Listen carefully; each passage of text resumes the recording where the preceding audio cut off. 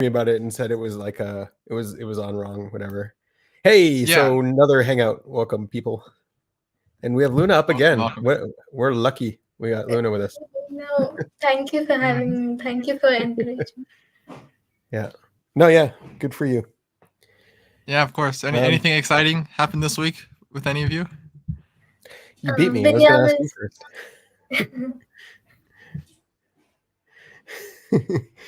we had a bit of an observer problem over the weekend. Did we? Benjamin created a hangout and it was on a Friday, and I was like, I changed it we though. Don't stream on Fridays. Jared, I missed you. Jared, where are you? You? I was gonna say, where has Jared been? He's back. Hello, Yay, Jared. we got Jared. I was super busy for the last little while here. Nice. Busy's good. Yep. Idle hands are the devil's playground, right? Right. How's your art? Yeah, how's the art? Anything cool? Anything new? What does he got? Oh wow! Whoa! Got the full painting. I'm redoing this one. It's like a. Yeah. It's a monk. Yeah. Is he meditating? Yeah, it's like a. It's your guru. It's your new guru. It's gonna dictate everything to you, David. I see. Yeah. That's probably accurate. Probably. See all the pattern behind you? He's orchestrated that. Rick and Morty, that's him? Oh yeah. Whoa. He orchestrates everything, right?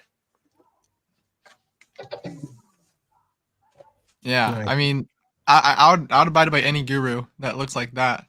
He looks like fat people, man, like they are the nicest people ever. So like I bet he knows a lot of things about empathy, and he'll be able to teach me. He always has to look this. There you go. Yeah, now we're all looking at each other. That's how it works. What are you turning around for? Now I got to move you here. No, because this is my second monitor is that way. It's that All way. right. So I mean, looking that way most of the time. Okay. How's the how was your week, David? My week, I had an exam, and I did. See, one of the things that bothers me about the teachers or the content of the exams is that they make it so like you don't get like above a B. Like that's like the point of the exam. Okay. Yeah, I know. And so it's just like every class, the teachers in the emails, they're like almost proud of it. They're like, yes, the average for this exam is a 66. Yeah, 66. Yeah. It's like a 66%, and it's been that way for the entirety of the course. You know, it's always been this way historically. Yeah. And no one's ever gotten better. I'm like, all right, well, so it's like that makes me so mad. I'm like, why are we proud about this? It's like the bell curve thing. Yeah, I had a professor who used like the Fermi-Dirac equation to score you. So it's like basically it means like you can't. It's impossible to get. It's impossible to get like above a certain grade because like right. Yeah. It's that. And like small differences, like if you got like 1 point higher than somebody, it's like it translates to like a big difference. It's weird equation he was using. Yeah, margins of error. Yeah, that's what that is. No, so like he didn't want that. He wanted a big spread in the class, but no one to be like at the top or at the bottom. And it's just like, well, okay. Oh, that's that. I didn't know about that. So like, it's in mine. They just make it impossible to be at the top. That's where I come from. They're just like. Yep, no, average is 66. Sorry, guys. That's the average. Yeah, it's funny here because I go into job interviews here and they're like, oh, yeah, what was your average in university? I was like, yeah, I'm not going to tell you that. Like, university works different in North America. It's like, because like everyone here gets like an 80, 90 average in university. No, like you basically just have to show up and turn in what they say and you get an A. It's ridiculous. Yeah, right. It's overcompensated the other way, right? Yeah. Yeah, it's not fair. It's not fair. It's not like fair. I have a lot of complaints about school, and now I'm starting to get back into school. So I started about 2 weeks ago, and now I'm just all the complaints are coming back. I haven't done school. I've done school a little bit. What was the exam? Now I'm doing. It was in management. Management. Oh yeah, you're doing your management stuff, right? Yeah. It doesn't completely make like sense to me. Just like the course material, it just seems like it's almost like too abstract, or it's like I don't know. I can't put words to it, but like Management coding. is abstract. No, it's like it's just something about it doesn't make sense at all. Oh. Sorry, not management, but the course I'm taking. I'm sure like I feel like higher levels in I mean, management would make more Isn't that your sense to type? me. Your friends? So friends doesn't make sense to be in management. Like management is abstract to us. That's not what I'm saying. I get what you're saying. I think I get No, I what you're know, I saying, know. but that's just not it. That's just not it. No, I know. I mean like in the sense of like half of the questions are like math questions. They're like math questions. So like compute Right. this, and I can remember those like so well. Like I could just Cost like I always benefit get those. analysis. Yeah, that stuff. Yeah, I can remember the equations, I can remember like the things, but then like when it gets into the concept work for the class, I'm like I don't know what I'm doing with this. The concept work is like very confusing. It doesn't like translate to real life. It's like, oh, which one of these are like product cost versus period cost? And like the lines between the answers are so they're not there. So I'm like I interpret it I guess I interpret them too deeply, like or too many ways. I'm like I don't this can mean a product and a period cost. It can mean this and that, and like it's supposed to like say which one it is. So it gets me confused a That's lot. like Demon SI, like not knowing where the Right. line is. Yeah. And Right. Too many possibilities in my head of like, yeah. yeah, then your brain's just like, it could be this, whatever. Right. Right. And I'm like, it could be both of these are the right answer. Yeah, and I just don't know. Other than that, so yeah, complaining about school. I complain about school a lot. I had one of my friends that complained a lot about school. I'm sure everyone that's past school, they're like, This isn't complaining. This is feminine feelings. This is okay. This is feminine. Okay, whatever you want to call it. It feels to me like I'm just complaining. I'm just like bitching about it. No. My dad had a saying he would repeat nonstop when we were growing up. He would say, like, you'd be complaining about your class. It's not fair. My dad would go, well, life's not fair, and then you die. Yep, pretty much. Okay. That's what he would tell us that like hundreds of times. All right, that's fair enough.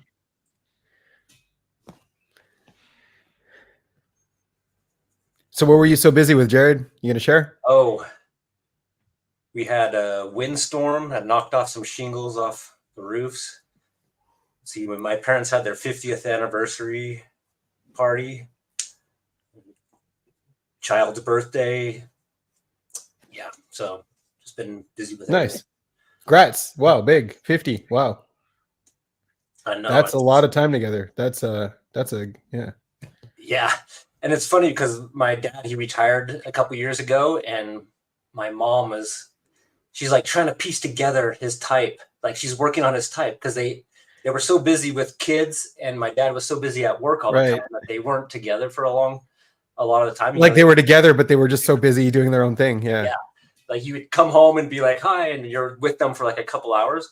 So after my dad retired, my mom is like, I think there's something wrong with him. Because I think my dad's like an EP, like right, the explorer type, and my mom. She actually had to get to know him. She actually had to meet him.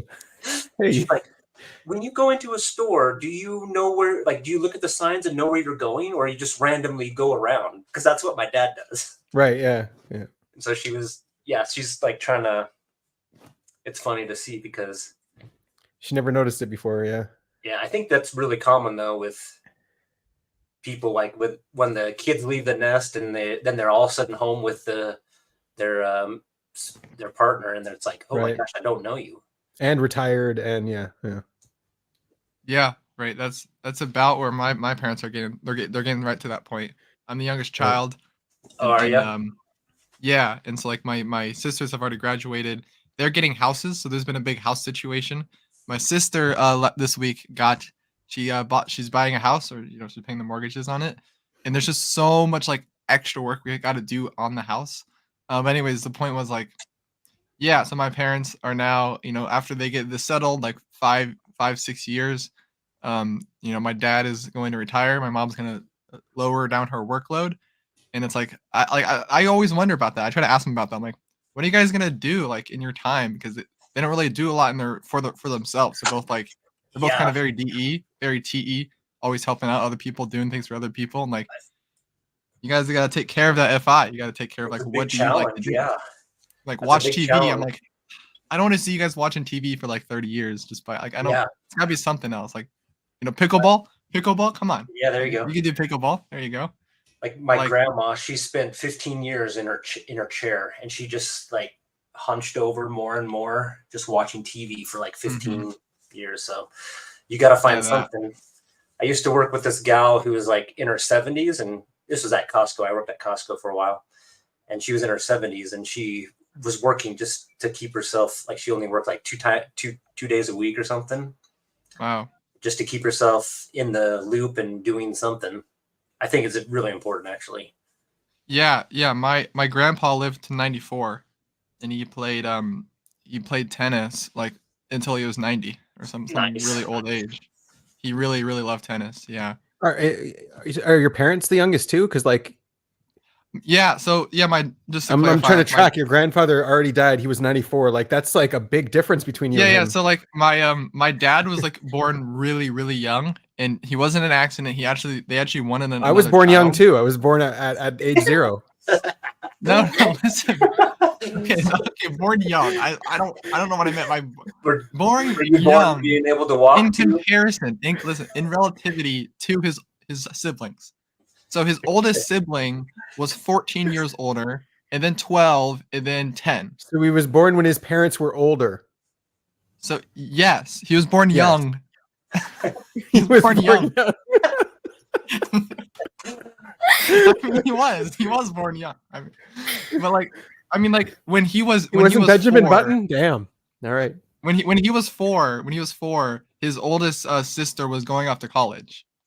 Yeah. And then when he was All right, 8, that makes his sense. oldest That makes brother. sense. And you're the youngest, so then it's like a huge And then difference I'm the between you and your youngest. grandpa. Yeah. So that was about like 7 years ago that he died. 7 and yeah. When was it? I have Oh, 5 minutes wow. answer. I don't know.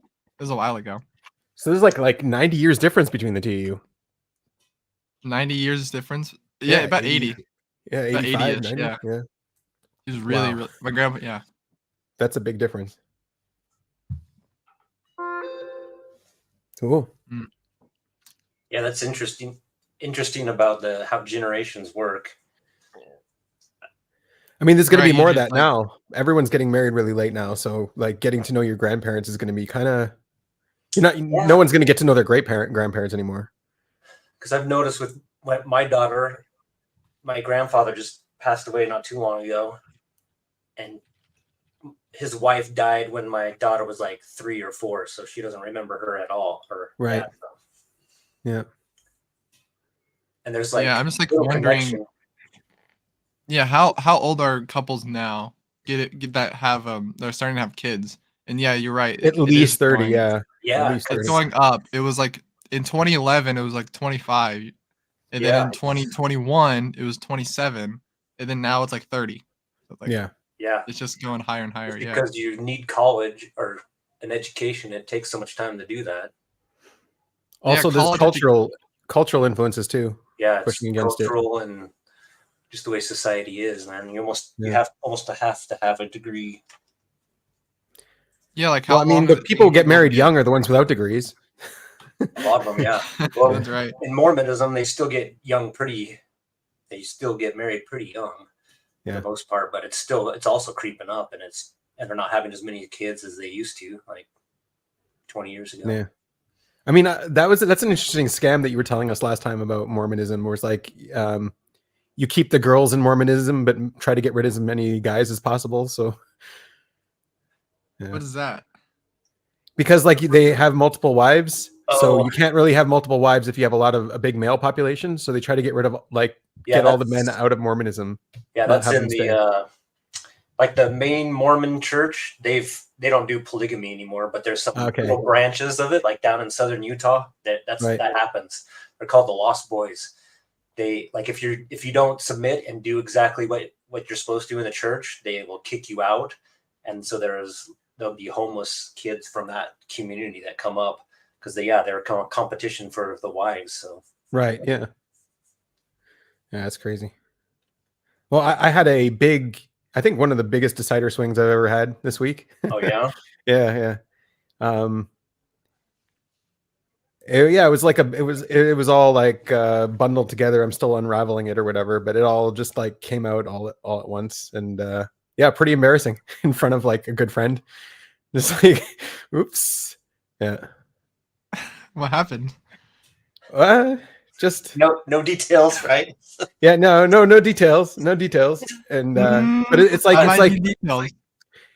you know, like we're IPs, so we don't usually show that side of ourselves like that, and like I don't know. I guess I felt like safe enough around this person to to let that out. Instantly regret it.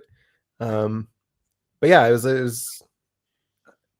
I'm getting to the bottom of it. Like there's like layers and layers on yeah, how it's all tangled up. But oh hey Richie, yeah, jump on. Good to have you. Yeah. Anyway, that's my that's my week. Yeah. Anyways, yeah. Okay. How about you, Luna? Oh, it was well, okay, worse than last week in terms Worse. of procrastinating. Yeah. Oh, procrastinating. Yeah. Yeah. School. No. Yeah. How is David's COVID? How are you with procrastinating, David? Well, he's right here. He's No, not doing anything. He keeps coming to the COVID. stream. I know this is. He had I got COVID, school. so- I got a test next week. You know what I mean? Yeah. We're here though. Yeah. How's my school? So like. No, I was asking how's your health? You had COVID. Oh, right. Yeah.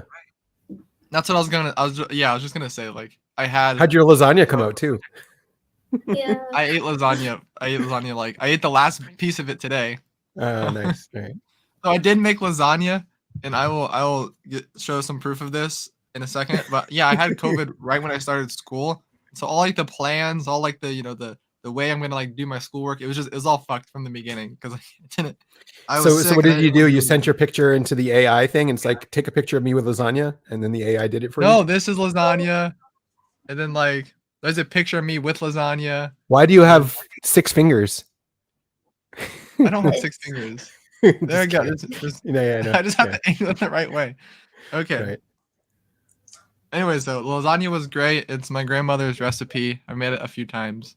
Nice. It's really, really awesome. And And your COVID? it's great And you because could like, taste it gets when it's leftovers, it heats up a lot better. It heats up like it's so much better as leftovers than the main dish. I know that's like random, but like going back to school, I was sick. I had COVID. It sucked. I was like trying to process like what the chills meant. You know what it means to have the chills. You know what the chills are? It's like you're so hot, you're so warm. You know you have a high fever, But you're and then, like shivering. there's Yeah, like a cold. Your coldness like comes over your body and it feels like you're dying. Like oh my, this sucks. Oh, no. And I was very dehydrated and other things. But I got through it. I'm still alive today. It wasn't terrible. I was just in bed all the time, and I'm really behind on school, but you know I'm here. But like it was how do I procrastinate? Like of course I procrastinate. Like one thing with yeah. Well, consume first. Like it's our like natural. with, no like with feminine sensory, I'll like that you study like for the test like 2 days before, 3 days before, maybe 1 day before. You just cram, and then like you just get the grade and you do pretty good on it. It just then the day after, you know, all the information just drops out of your head. Like I can't even talk about the management test. I'm like that was like on Monday, like that was a while ago. I don't remember what was on that test, but like I can go over my Mhm. notes and find out that way, but you just like cram, and then it just like you remember it all. It's very stressful. You remember all the details mostly, and then they're gone right after you walk out the exam door. And so yeah, definitely a procrastinator on my side. I do like try to plan out certain things. So like for the management exams, what I do is I study everything like a month before the exam. I do all the sensory a month before the exam, and then I cram again. I cram one more time like 2 days before the exam, and so I kind of have it all like unconsciously processed from that day. So I do a lot of work on the front end, and then I procrastinate. I'm lazy, and then at the very end, I cram one more time, and it's kind of like the SI. Like I'm doing the sensory once, and then doing it twice. It stacks on each other. Like oh, I remember this. I remember this. I remember this. And so like I can't just like do like yes, it's a linear process to learn everything linearly, but like I feel like I learned things too fast in a too short of a window. So if the weather destroyed your roof, would you just procrastinate on that too, or would you get it done right away like Jared? Okay, so now we're jumping outside of school procrastination. I procrastinate like putting my laundry away sometimes. Like sometimes I'll do. Oh yeah, all I the got steps I got on laundry here Instagram. too that I gotta put away. I just took it out. Usually, like today, I gotta do my laundry, and I already folded it. Oh, did you? You I know, gotta hang it to I dry. ironed it too. I did the ironing. I ironed this shirt. This shirt was so wrinkly, but then it's kind of better now. Can you see? Maybe you can't see it, but No, it you was can't really see it. wrinkly before. Then what else do I procrastinate on? I mean, I feel like I have too many projects, like too many like fake projects that I'm like trying to like do in the background, and then like they just get left in the dust. I'm like, I guess I'm procrastinating on them, but like it's like I kind of forgot about them, you know? Or But you and pull it off in the exams. You do well, so that's great. I do well, so that's great. Yeah, most of the time, if I wake up in time for the exam, I do pretty good on it. I just had one class where it's just so annoying because I got a D in the class. I just wow. missed the final exam. It's like just idiot. Like my alarm just didn't wake me up. Like what do I do about that? My roommate, It's I the didn't have alarm's any. fault, yeah. I didn't plan. I didn't like, hey, if I'm not awake, then like you gotta wake me up. And then if I'm not up, then like this person has to wake me up. Like there's a Seinfeld episode based around this entire concept. I forget what it was called, but they had an Olympic athlete that was supposed to like run like a marathon. Right, and they had to And call them to wake them up, and Yeah. yeah, they and had then like 3 different things set up, and they all like didn't make it through. And he like and Kramer's call guy didn't wake him up, and then he didn't, or something like that. Yeah. Yeah. Right, exactly that. It's that. Yeah, because Kramer Wait, was up all night playing like poker. Like, come on, man. Right. Yeah, so that's what basically happened on that one. That's what exam. happened exactly. The Seinfeld episode.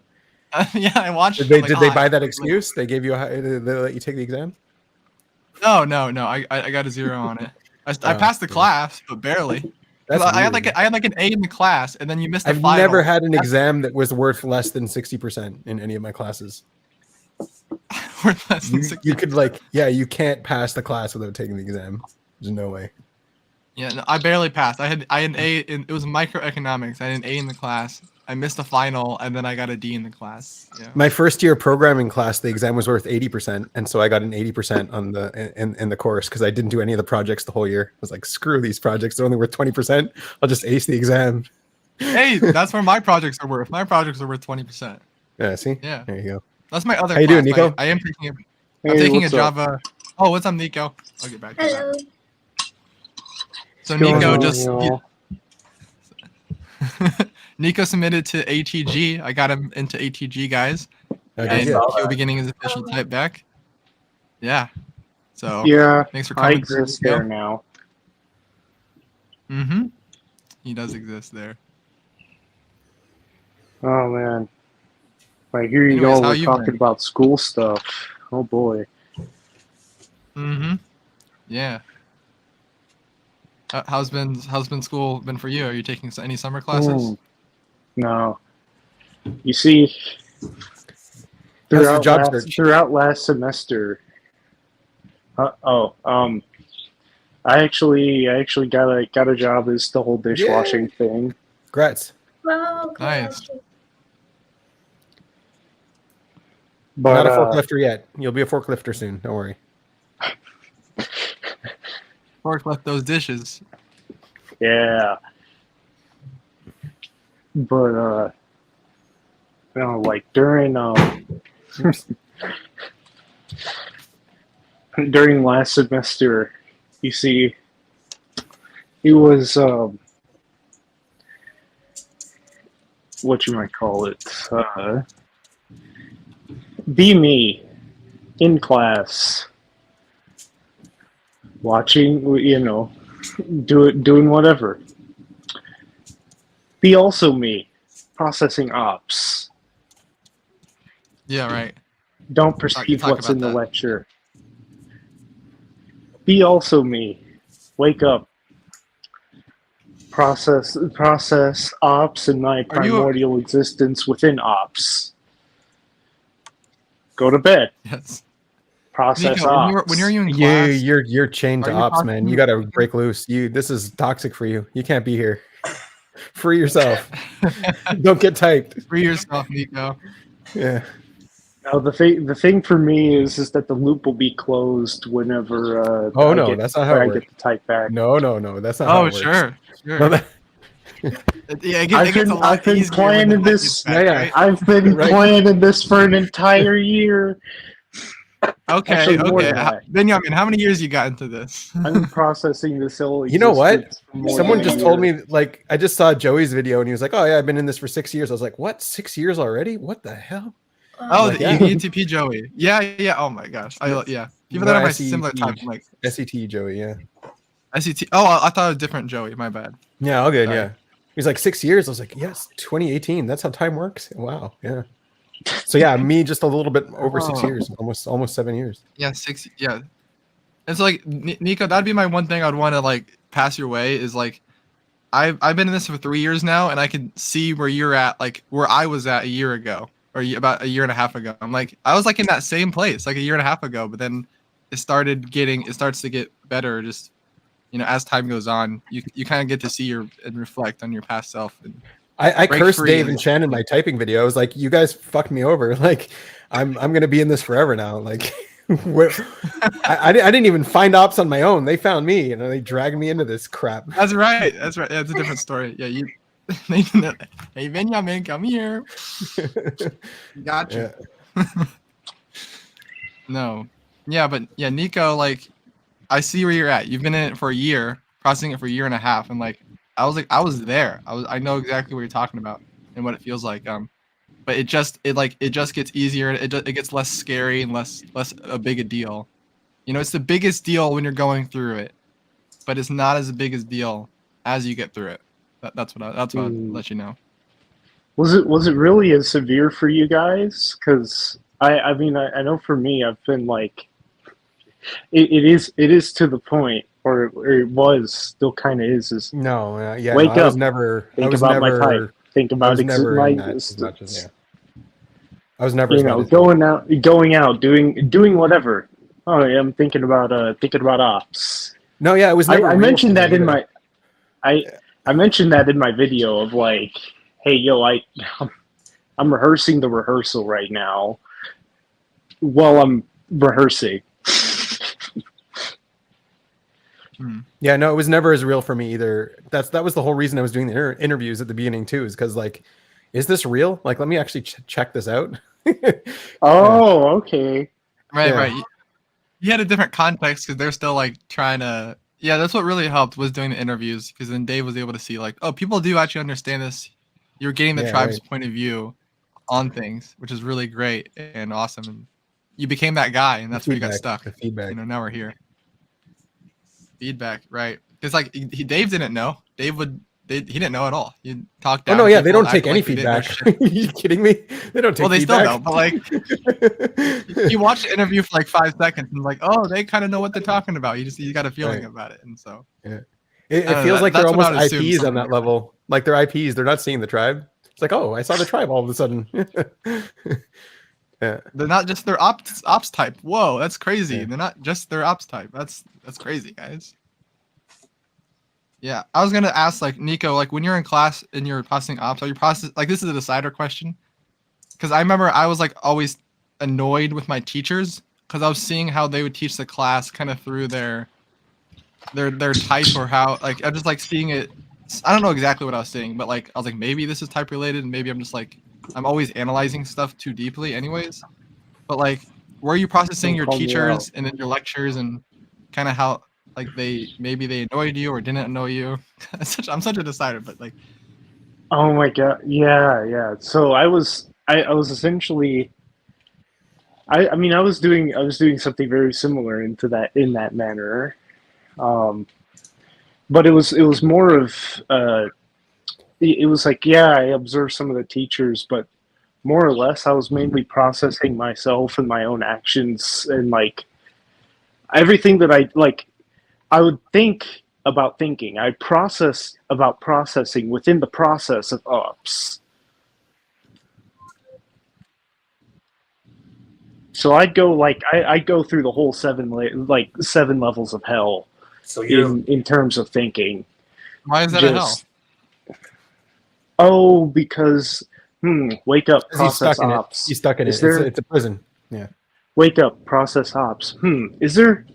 There? Huh? It seems like processing my classes right now aren't aren't really existing right now. That's gonna bite me in the ass, and it did. Oh, you're seeing what's not there. Yeah.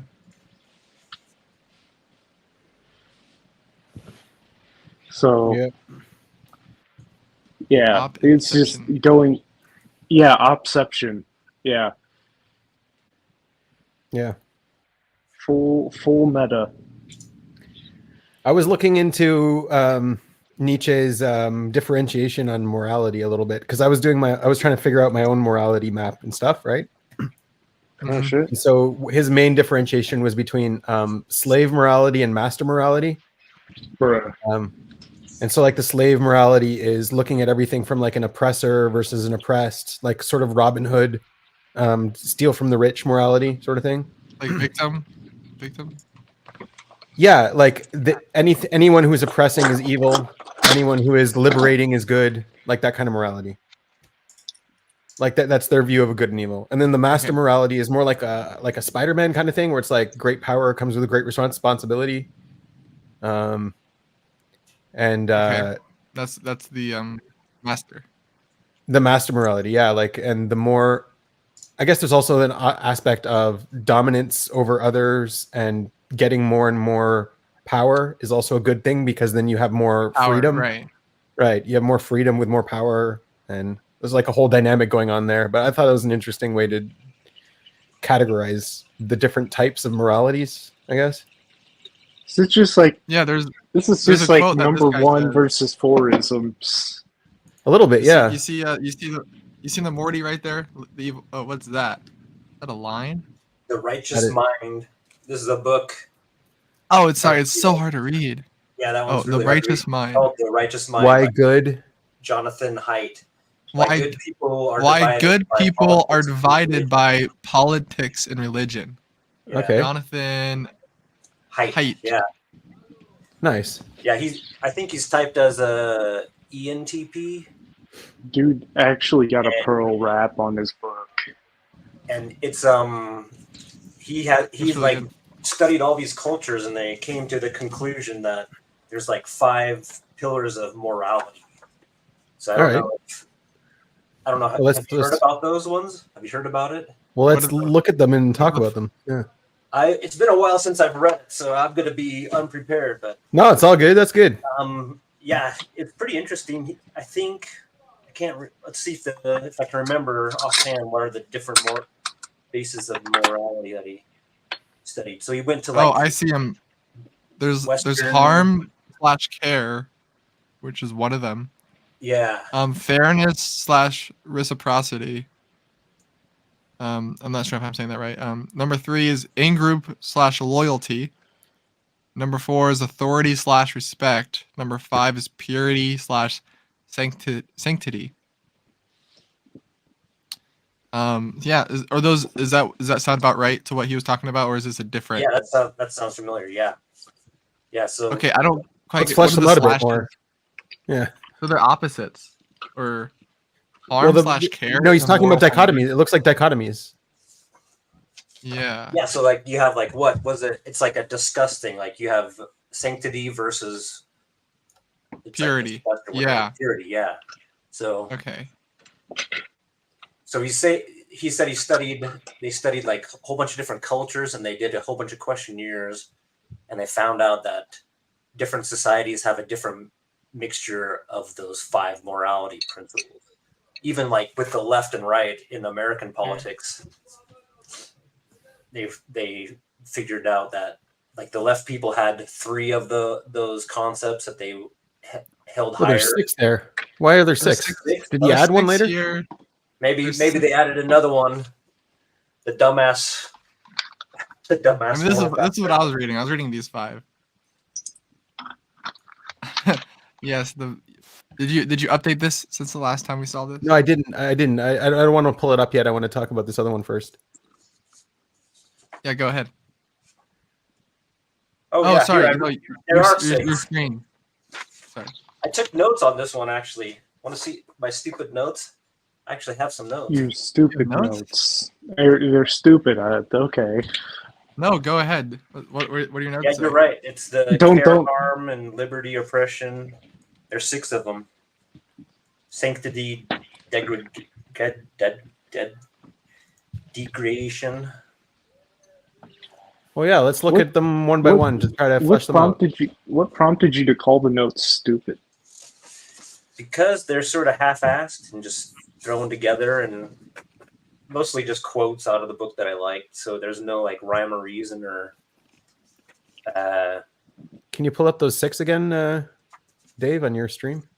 Yeah, I'm putting them in the chat so we can maybe just see them like this. Oh, okay. All right, then we can get rid of this. Yeah. There, yeah. So harm and care. That's kind of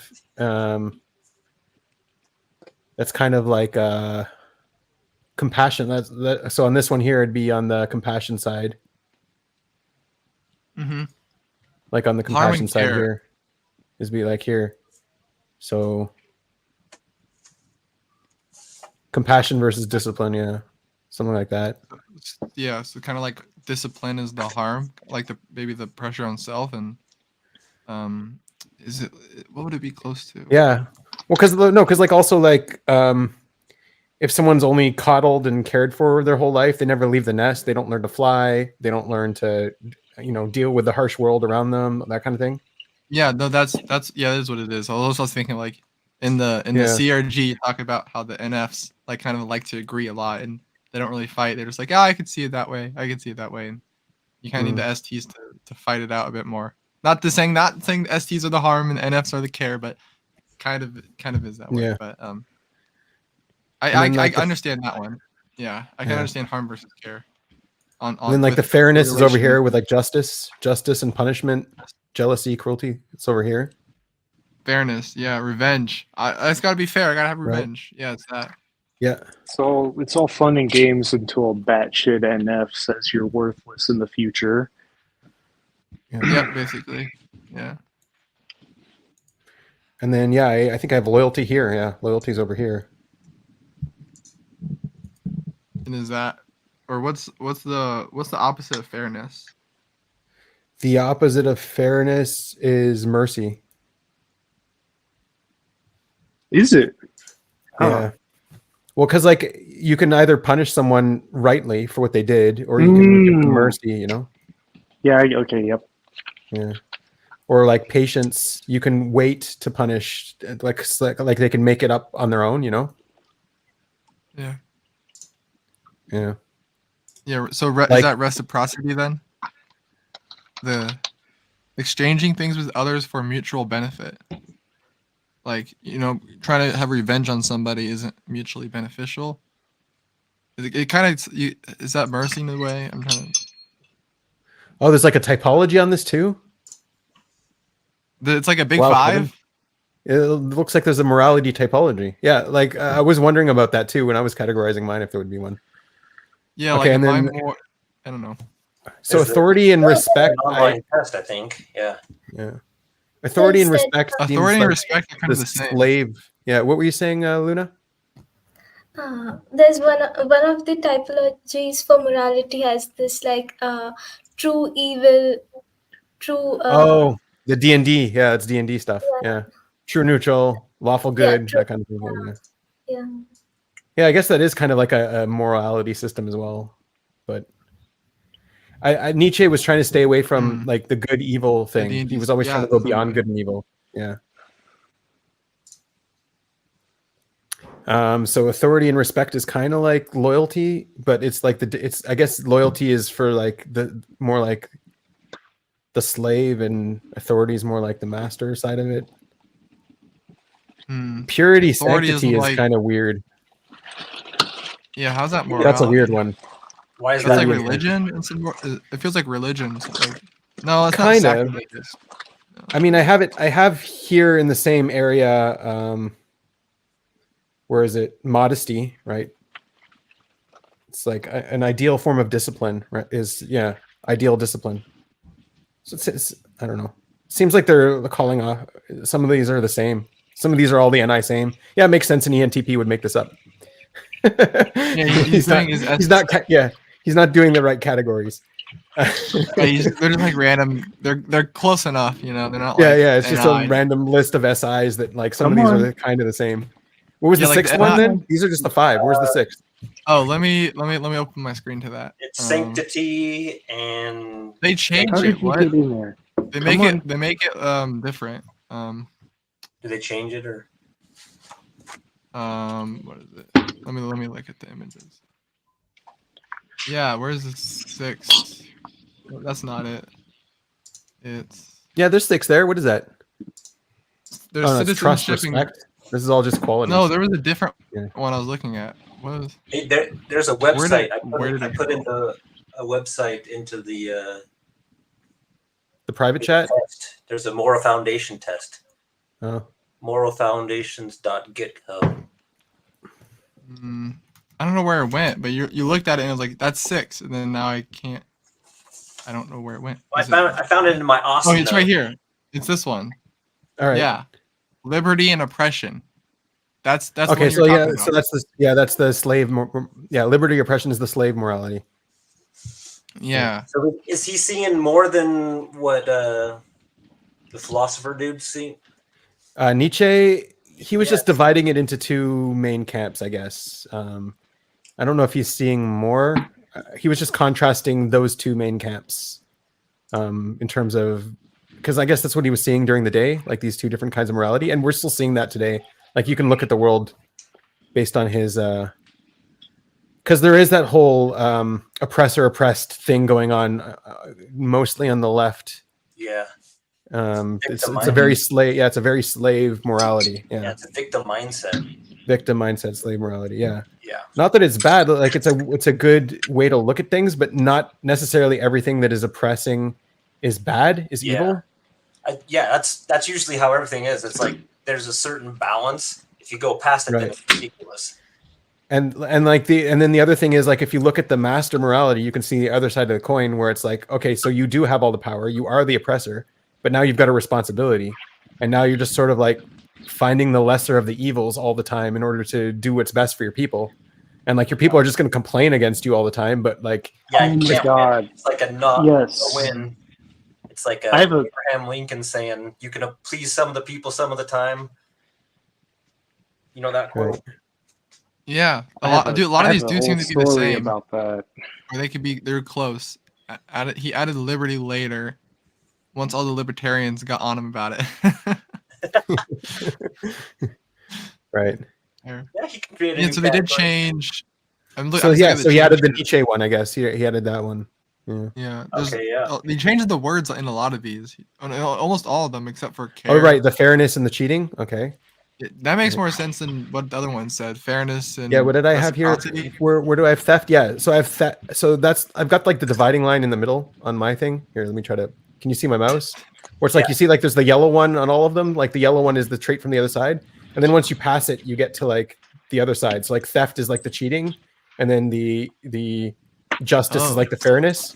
So you do have the fairness versus the cheating is here. So I guess as I it could- gets closer to the edges, it gets to the the Right. negative extremes. You have Right, oppression. because like this is immediate discipline, like it's an immediate like justice sort of thing, and so like cheating would fall under an immediate justice, like yeah, Mhm. all this kind of stuff.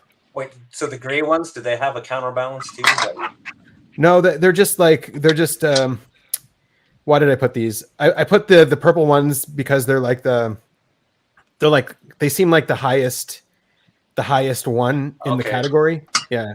That's If like I were to categorize each of these, I would label Seen them in the- these.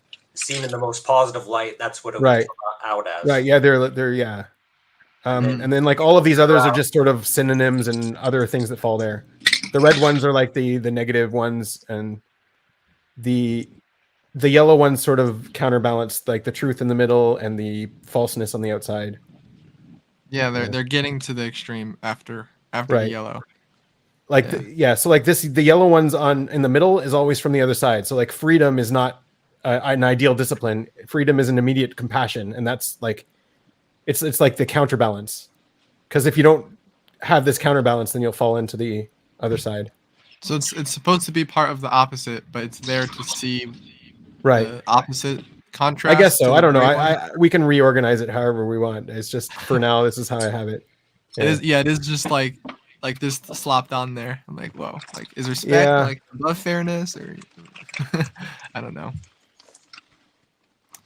It looks really cool though. I'll give you that. You picked a good font at least. I hate it. I hate the font. I gotta fix it all up. I know it looks terrible. I hate it too. You're an ass. It's Change in my the FE meaning right and there. then you win.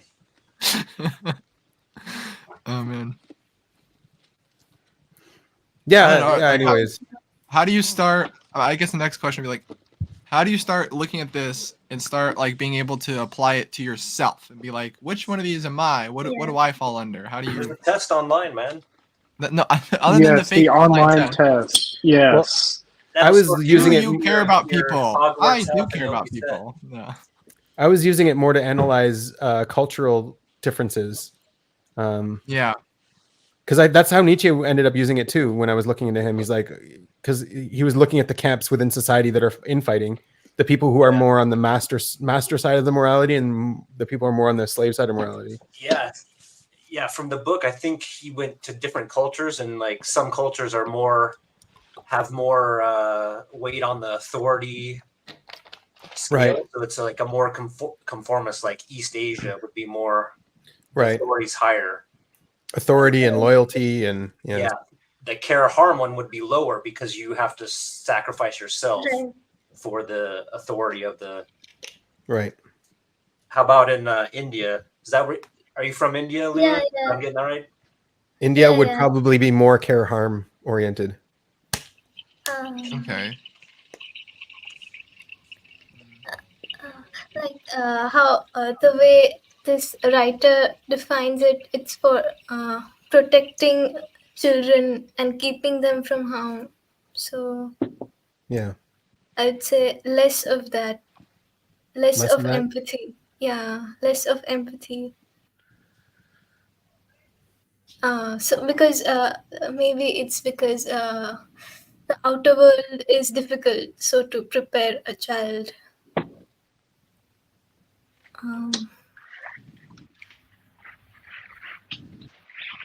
Not sure. Yeah. So now it's like, okay, would DE people that are on the DE camp be more or less attracted to certain aspects of this? Well, like there's the Pharisees and the DE. They're all about the Pharisees stuff. Yeah. Yeah. So like you can see how it could like counterbalance the society and like Right. swing back and forth and IP or ones would be more loyalty betrayal sort of thing. Or like Maybe. masculine FI as well. Loyalty betrayal. Loyalty. Yeah.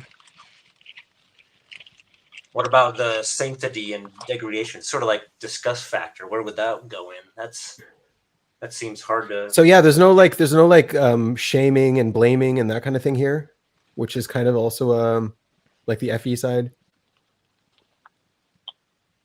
Actually, with the whole shame and I realized something about our government system.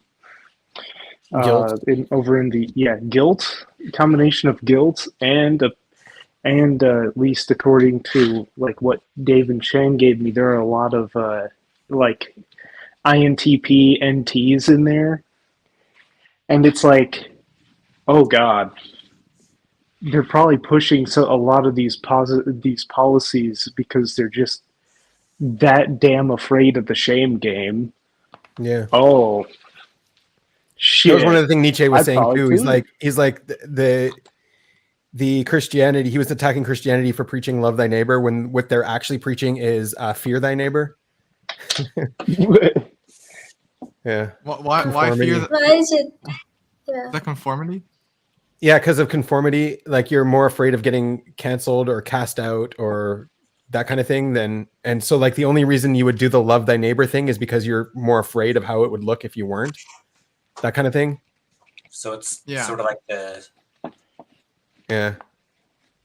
just doing it for show, like virtue signaling, pretty much. Sort of.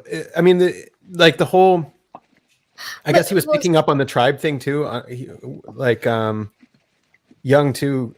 Freud too was picking up on the tribe thing. How we're trying to align ourselves not fakely with the tribe, genuinely as well with the tribe.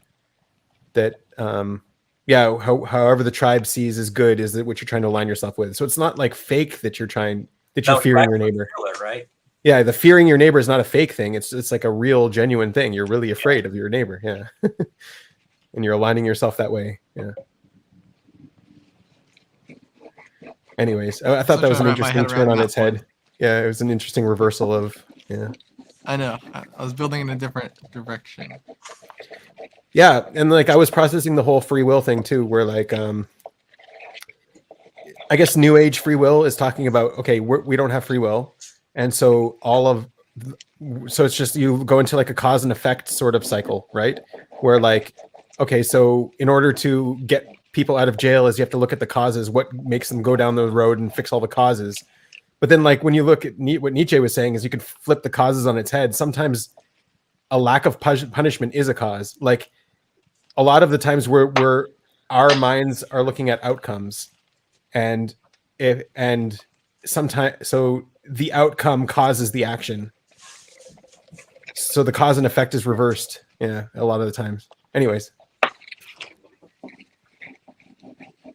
Yeah, that makes it hard to govern and make rules and stuff, right? Because one intention can have like opposite effects, and then you're so blinded by the way you think that you can't see that it's causing harm or it's not the right. intended. Yeah. I mean, look at the so I don't think terror. the solution is to get rid of punishment, because it's like if we have no free will, like that's the idea of like the New Age free will is like if we have no free will, then it doesn't make sense to punish someone because they're just acting according to their nature. I'm just going with my DNA, man. I can murder if I want. It's in my DNA, right? But the punishment itself does affect the person's free will, because like we're not only looking at causes, as we're not only causal creatures, we're looking at outcomes. We're outcome focused creatures as well. So yeah, I think like it's good to look at the causes, but it's also good to look at the outcomes, like the punishing outcomes, because that does affect actions as well. Yeah. Yeah. But as you said once, the goal was to punish, but not to hate the one who had committed a crime. Like if there's a tornado, you would try to protect yourself, but won't like hate it, won't shame it. But that's the difference between people and inanimate objects, that they do get affected by such emotions like shame. Right.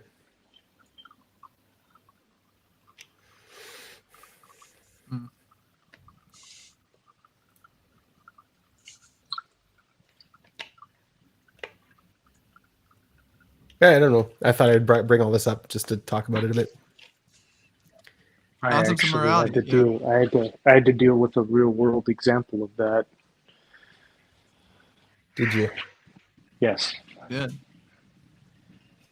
Yeah.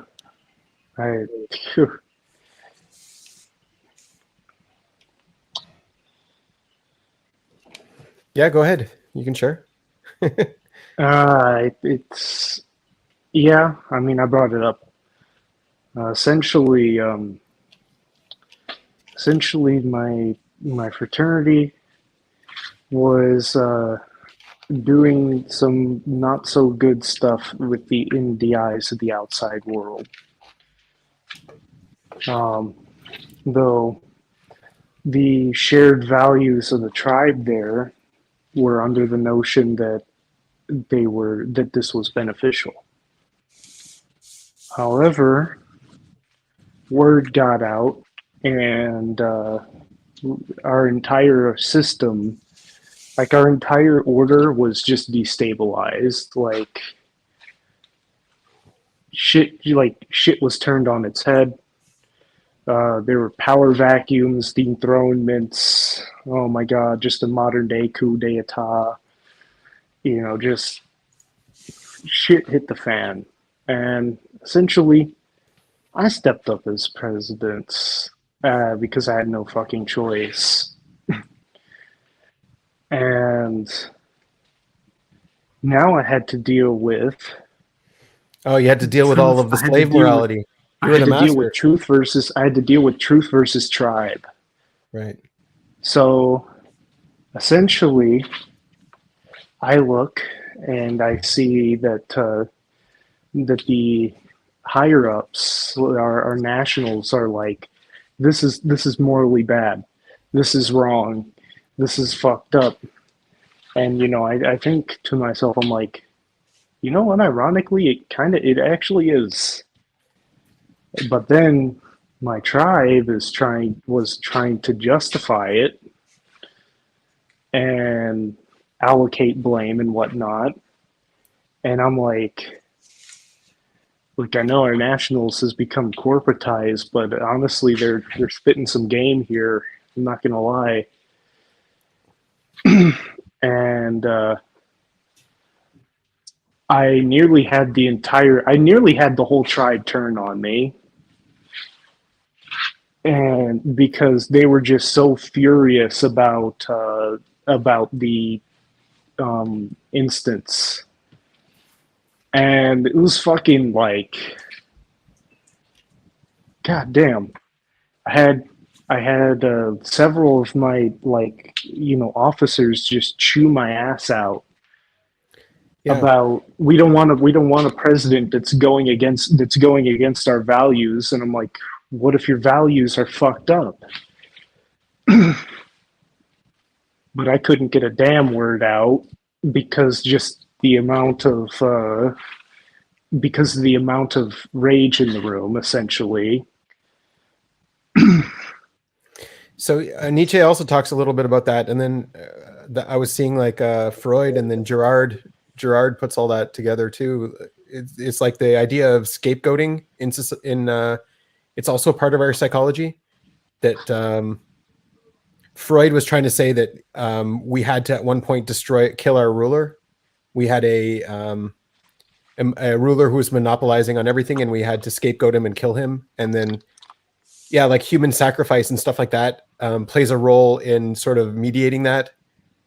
So it really put tribe tidal waves into perspective on how like it's just a natural part of society to scapegoat somebody. You either scapegoat someone who's evil, and then everyone is free from that or whatever like that. And human sacrifice, he was saying, developed naturally in all of the cultures because we needed a scapegoat in order for society to continue. So whoever volunteered to get sacrificed was like sort of protecting society from falling apart and collapsing. Valve that lets off the pressure and right, exactly. Yeah. It got rid of that need. So anyways, it sounds like that was happening there a little bit. That instinct in the tribe was like, okay, let's scapegoat Nico and that'll solve all our problems. I was really like torn between, do I stick to what I believe in, or do I try to appease the tribe? And I'm like, and I played through all the simulations, and I'm like, yeah, I have about 2 or more years left here. If I basically get crucified by these guys, I probably won't be able to step foot in this frat again. I mean, from my experience, that's not really how it works. It feels like that. It feels like that in the Mormon. Will go a long ways, man. Yeah. Well, if you don't know something about me, people are threats. Yeah. Yeah, masculine D, man. Yeah, no, yeah. that is a masculine D. Like, no, man, it's yeah, they are essentially, the way I describe them is like rage barbarians. I know that's not really the case, but that's like the fear. I got Hank. We got Hank the what do you call it? The pierced? Hank the, what were you saying? Hank the jabbed. Hank the jabbed. There we go. Yeah. Hank the jabbed. Yeah. Yeah, the jabbed. But yeah, if I'm trying to be scapegoat, society goes bye-bye. Oh, don't that's care. true. Yeah, don't Society scapegoat goes by- Hank. yeah. You've got your hand on the nuke. Yeah. Yeah, no, yeah. Shit. I was. That's Oh fair my enough, god, fair yeah. enough. I was torn, especially whenever like there's this whole meeting of like there's this whole essentially shaming meeting, and that actually like with our nationals of like, hey, don't do these. Look, people like other tribe members have actually died because of this, and it's truly horrible, and you're horrible people. And I'm like, oh god. Yeah. And Yeah. that fucked me. That fucked me up. So And another to thing the I was point- seeing, another thing I was seeing in our cognition. So this is something as well from Nietzsche. I think we can borrow and take into OP. Is I'm sorry okay. about that. no, it's all good. We're having conversation. That's how it works. No, yeah. So he was talking about one of his main central philosophies is this idea of will to power. And what I got out of it at least is we have all of these parts in our psyche, which are like, we're not a harmonious unity. We have all of these parts of our psyche that are at war with each other and are all trying to fight each other for power, like for to be the one who's in charge. They're trying to get their needs met. It's like, right. Yeah. Trying to get their needs met and fight and yeah, they're not always in harmony. Yeah. And so the will to power is within your psyche, and then so like one aspect of your psyche has to be repressed in order for another one to succeed. And I saw that this week as well with my big decider swing is like, I was repressing. Really? Yeah, I was repressing one side and just, having my logical rational side and my feeling side I was just repressing. And yeah, my it's like it just completely rebelled against me. It's just like, oh no, you're not going to ignore me. what happened, man? Like it exists. You can't. Yeah, it exists. Yeah, you can't sweep it under the rug. It's there. It's a lava pit. Right. I think of it like do you think of it like a lava pit? No, I don't. But I mean, that's like a good way to think about it. Yeah, like okay, a volcano. it is a good way. I think of it like I'm sorry for cutting in. I think of it as like a super volcano. Oh, okay. It just He's got the super detonates. volcano. It does. That's It just detonates like I just got a volcano. He's got a super volcano. or That's a right, yeah. bomb. All right, Hank, what do you think of it as? He's got the ultimate volcano. Supernova. Yeah. Whoa. The Big Bang. So I put it this way. The black hole becomes a quasar. Universe exploded. Go ahead. Okay, Hank. here's how I put it. Concordia and Discordia are the same entity. So this harmony and chaos is just illusions. So I don't bother put it. Harmonia and Discordia are the same entity. Yes. You don't like that, I know. Not That's to okay. not to Hank fight said you it, on so the he's not right. to You fight can't you on fight. the center. Not to fight you on the censor, but I'm gonna fight you on the censor here. Bring it. I think that's kind of wrong. At least Well, based off of the I text I read. But I understand that it's a whole subjective like because I did the same thing whenever I was like 10 of like going to my dad and being like, hey, look, I think God and the devil are like basically two sides of the same thing, of the same coin. So I don't think good and evil are necessarily real because they're basically two parts of the same coin. And my dad lost his shit. Yeah. Well, your dad didn't read his Bible good enough. Let's go take it with the reference. Nothing like puzzling existential questions at the age of 10. So Isaiah 45:7, I form the light and create darkness. I make peace and create evil. I, the Lord, do all these things. And that's from that King James version. So he didn't read his Bible good enough. Or you didn't either, yeah. There we go. The devil and God, you were putting those two against each other, and Hank just came and shattered your argument. It's all God. Yeah, did the devil create himself or did God create him? There you go. Exactly. Well, I mean, here's the thing. I was like, they're two sides of the same coin, so they're basically the same thing. Well, Hank just proved you wrong. That's what I. Yeah. He said they both stem from God, so they're like the There you same thing. That's what this. I don't. He didn't. I'm not seeing where he proved me wrong here. I think we're arguing like the same point. So you agree Just- with me? Yeah. Yeah. You're smarter than his 10-year-old self, Hank. Bro. Check mark. Man. You gotta win. You You win. You beat Nico's 10-year-old self. Excellent. Let's see if I can be his 20-year-old self. Like 10-year-old me would kick my ass. Uh-huh.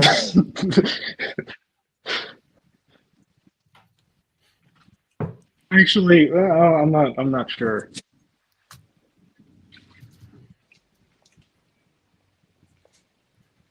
Hank's well versed in all of this stuff because this is what the Penelverse talks about all the time. It's like the main topic everywhere.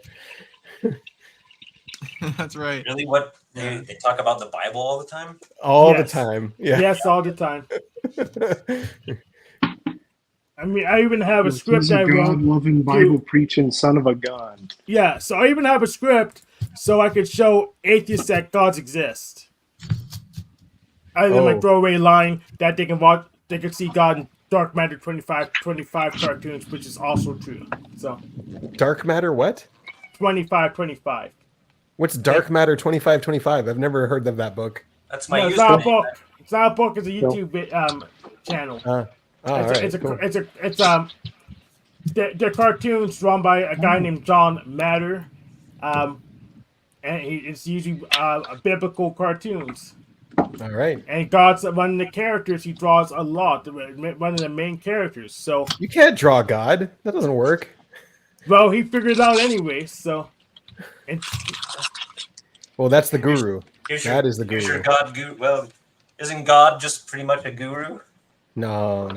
A top guru. God is literally sad guru. Oh my God. No. I knew it, guys. But yeah, no, God just is. That's yeah. There you go. Good luck drawing that. like Dark Side, Mhm. Dark Side is. Yeah, Dark Side is. Which actually quotes like that are what make that guy insanely powerful, not gonna lie. Dark Side, you mean like the Superman villain? Yes. Yeah, Dark- yeah. Okay. All right. Just wanted to make sure. Actually nigh omnipotent. Yeah.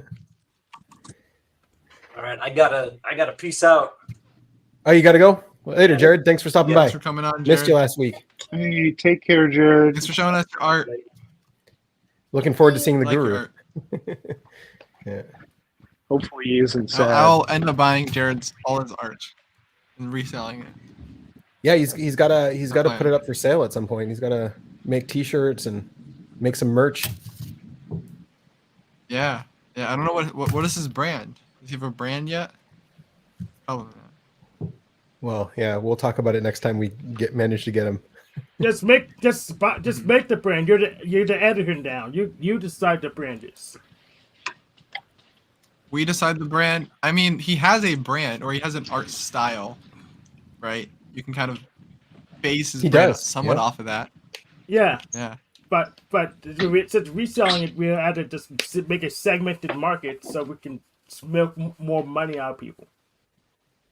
What's this we now, Hank? It's all him. What are you trying to get in on this Hank- scam? You scammer? I think, yeah. No, I'm Hank's just kinda Oh my like- God, it's like, Hank hey, is, Jared, Hank is you need to start he's adding, like, activated cool his DE. not a scammer, just a shyster. No, Hank Alright, needs Jared okay. to start drawing his little monsters, but with hats on them. He's like, look, he's got my Hank hat, and like that's his brand. He's got the. I like that your Get the hat's not matching the same hats. color as your The shirt this matching time. shirt. It's better. I know it's. Well, it's the No, same hat. Well, I can make the sense that, sir. You see that other hat in the background? Yeah, I see yeah, that you're- yellow hat back there. I see that yeah. yellow. It's, I know. You had that on last time. It was your what did you call it?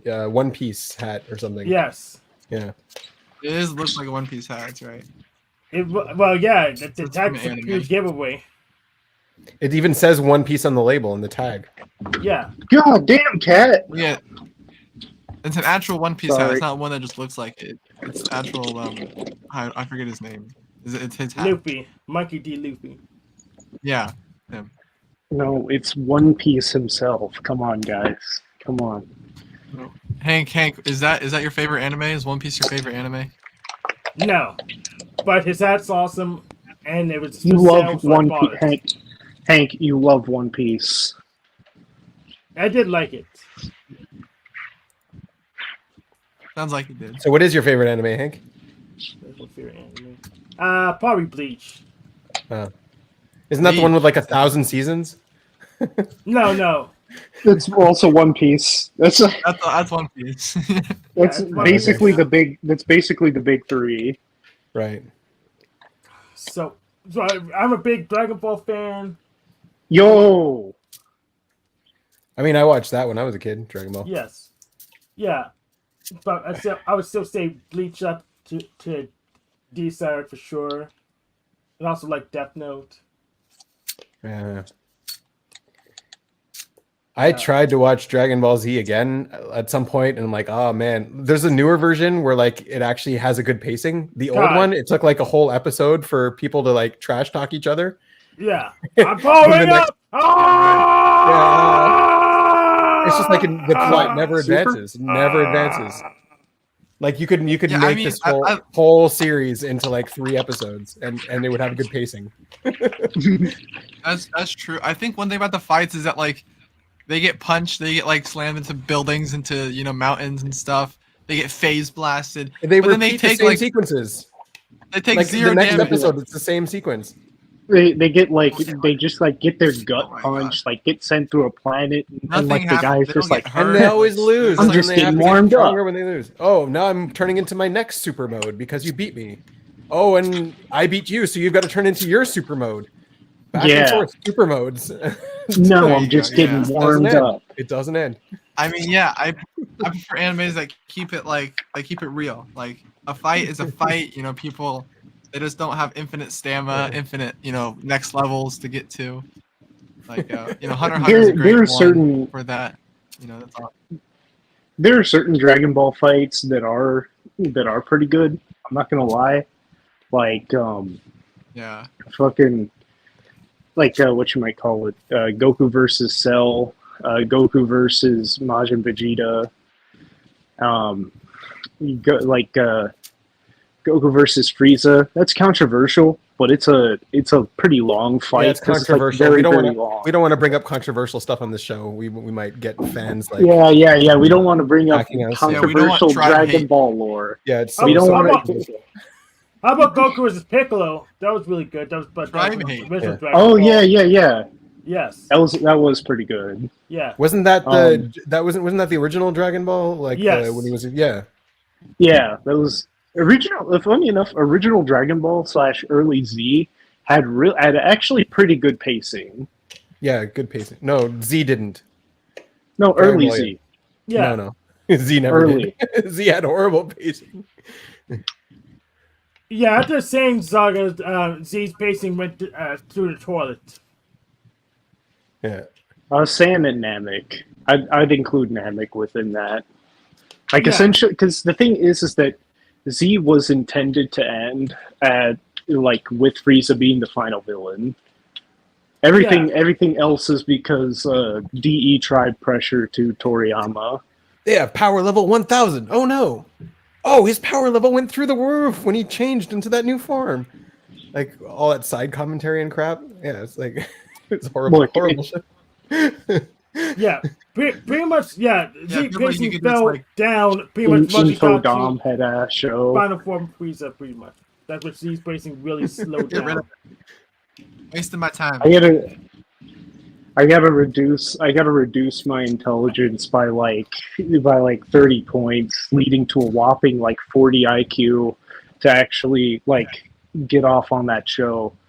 And the main reason why is because there's just I am a big fan of like Power Clash.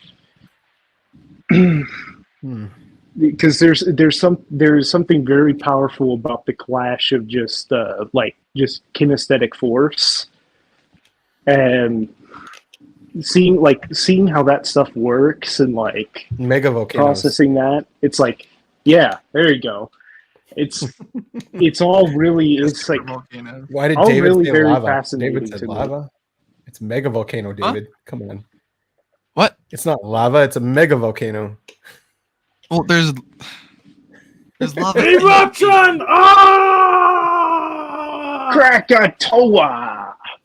You know, water is technically a molten rock. Yes. Oh, Smoke. man. Yes. No, My I think favorite water is actually molten rock wet. to eat. No, it's a molten rock technically. Yes, it is. Because ice. Okay. Mineral. Because ice is a rock. There's this Ice is a mineral. There's this guy that I watched. Mineral, whoa. He like debunked the hell out of that, but I don't water is wet, remember yeah. I don't remember the whole argument. Like I just know that he did debunk it. I think the reasoning why was because there's some threshold point where like some temperature threshold point where something can be classified as a mineral or not. No, it technically it is. It is a molten rock, and technically ice is a mineral. Yeah, technically. You can't call it lava though. I've seen people try to call it lava. That's different. Or No, magma. that's wrong. Yeah, that's wrong. Okay, it's not lava. Yeah, it's molten water. You find No, water in molten volcanoes. ice. Water Yeah, is molten ice. Yeah, molten ice. Molten. That's what. Yeah. It's just ice melted ice. Molten ice, sure, even better. Super molten ice, even great. Yeah, I love that. I don't know. I'm really tempted to No, get this is I'm up your really alley, tempted right? to get Right, the Nico? SE on that. You're doing chemistry, force of change. Yeah, what's your basically. what's your last bucket? Your last fishnet? Oh wait, did you watch all my videos? Maybe. Fishnet, huh? Okay, yeah. Well, essentially, it was. Bro, why were you playing mechanism, Minecraft? like, Tell me that. What the? You playing Minecraft? Like, I was like afraid. Like, there's a point where I was like afraid to like show my face because I'd look at myself and be like, "This is No, kind of okay. weird. This is weird. I'm gonna put this shit up here." no, whatever. I was sorry. I just thinking about that. You just like there's like 2 hours just of Minecraft and maybe 3 hours of just that's your videos, Minecraft. Yeah. Kind of funny. I enjoyed that. I'm just saying that like you like the you're doing chemistry, right? Yeah. What was your worst decider swing ever, Dave? Huh? What was your You worst asking about decider me swing? now? Wait, we gotta get through the questions in order here, Ben. I'm just changing Yeah, the subject so- because I'm getting bored from your little. So did the NI become before the NE? I don't know. I mean,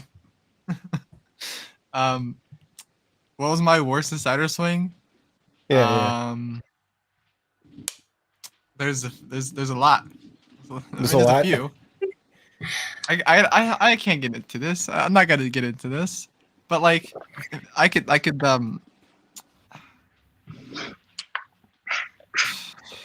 Like, aren't I decider can swings talk just about, like- embarrassing? It's just so embarrassing. they're just like, Like, they feel Observer embarrassing, swings are just it's like not I got mad at my guitar. Like, Observer swings are just as embarrassing. I'm like, yeah, but like I think observer both are swings, just they like talk about they're it. just I funny. feel like every time I talk to my SE sisters, there's always some observer swing. There's always a new one. It's like there's always something else that's like, and they just share them. The EPs. it doesn't build up like a volcano either. It's they can just share it. It's just like they can just own It's the like- observer swing. Yeah, because it's not Yeah, so you're like when the last time did the volcano erupt? I'm like, couple years ago. And EJ swings are bad too, but like they also just share them. Like, so there's no like build up. You know what I mean? Like there is a build up, IPs, man. We're hiding. yeah, we our build ups get bad. We get the worst They get ones. We really get the bad. worst Yeah. ones. Yeah. IPs have it the hardest. Just saying. Just saying. Well, not we fun. we have it the hardest when they happen. Like they don't happen as often, but when they happen, they happen. Right. Because like Yeah. it's like the IPs. You look at them, and they look like they have everything together. They got the self confidence at the top. The double observers able to figure out everything. So like you look at them, and they're like nothing's wrong. Nothing's wrong here, and like that's the part that they're hiding. And so yeah, It's like, I don't know. dang, they're all spec. Yeah, I was about to say they're like, dang, they're all specced out for themselves. Yeah, we're all, yeah. Looks like we got it together. That's the game. Yeah, killing ourselves Yeah. to get the tribe to like us. But I don't know. It's hard for me to talk about my own, like decider swing or whatever. Isn't it? Because like But I'm just trying to you have remember. one. Like you have one in mind. It's not like you don't have one. I have like a few. I have a few, but I'm like, it's just like I can't bring up any of the details. I had to like be like, okay, so what is a decider swing? It's like I get angry. I don't need you to define it. We want to know. Like it feels like I'm like a physical example of one. Yeah, it's just not something I'm fond of. Yeah, I know. I don't know how like. Go ahead, Hank. It's like Yeah, I mean, I it's don't like wanna observers talk don't. about Observers also have decider swings, right? It's like Yeah, I'll give Yeah. you one. go So for it. so earlier this year, I brought to my management team that run their last package if I stuck. The last package is like a signal package that alerts the van line that they got all the volume and it can go. The one for van line 5 always got stuck. I made a report for them and let them know why I got stuck. It was too light. They didn't do anything for like 4 months. So last week I just fixed it myself. I put a box of tape our box of tape in one of them to make it heavier, and that fixed the problem. So I was gonna let them figure it out the solution themselves, and they took too long because they didn't solve the problem. So I just screw you. I'll just do it myself. There you go. That's a good one. Thanks, Yeah. Hank. Nice. I think one thing about at least with the IP ones is that there's no one around when the freak out is happening, and so there's a lot of pressure not on me to always true. explain. That's not always true. That's not always true. I'm saying a lot of the time, what I see with myself is that there's no one around, and so for me to explain it, they'd have to be explaining me. But it's the embarrassment is it's like somebody else was there, and somebody else is like it's from you're processing the tribe's point of view. You're trying to process it, looking at your life. Like I watched Darren Brown the other day. He's like his DE is like just look at your life through somebody else's point of view, and it's not as bad anymore, is it? It's like Yeah. oh, Just double That's decide, DE. idiot. Just double decide. Just look at it from somebody else. Like all the INFJ is always saying, perspective, just perspective. This girl, she can't walk. She lives life though. She can't walk. She can't see. She can't hear. It's like she still is happy. Well, what's your excuse? Stuff like that. So for me, it's like it's embarrassing to share. It's like my freak out from myself by myself. It's like because then it's like that's just like I don't even know how to explain that because I'm still trying to process that myself. But I mean, there was one thing recently about the start of this month. I went to a party, and I guess my FE was too, exasperate and flirty with people, and a lot of the people's like boyfriends were getting mad at me because I was too quick with the FE. I'm making a too strong a connection with. That's an alpha quadrant problem. It's an alpha quadrant problem for you sure. see that as an alpha like everyone quadrant can have that. Everyone can have that, obviously. But yeah, alpha quadrant gets into yeah, it, I know. so, I see what you mean. That we're just like we're fucking fast with that shit, Well, Yeah. also because your NF is on the spectrum, and the only way you can really see your NF is by how people react to it or feedback on it. And people don't generally give NF feedback if you're being a creep or a weirdo. Like they won't tell you until it's like gets too bad, and then you get the whole. Oh right, You get the whole. Everyone thinks you're a pervert, David. Especially if you're an IP. Yeah, I mean, it's even double it down. I can't see it. Yeah. No, yeah, I see that, but it's like I'm not. It's like There's no knowing myself. introverted I'm side like, to I'm it. Yeah. That's.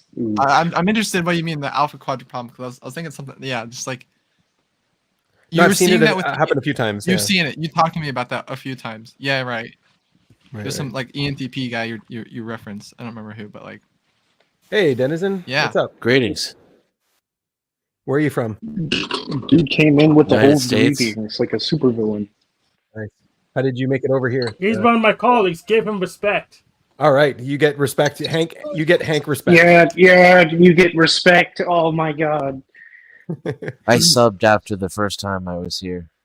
Oh, nice.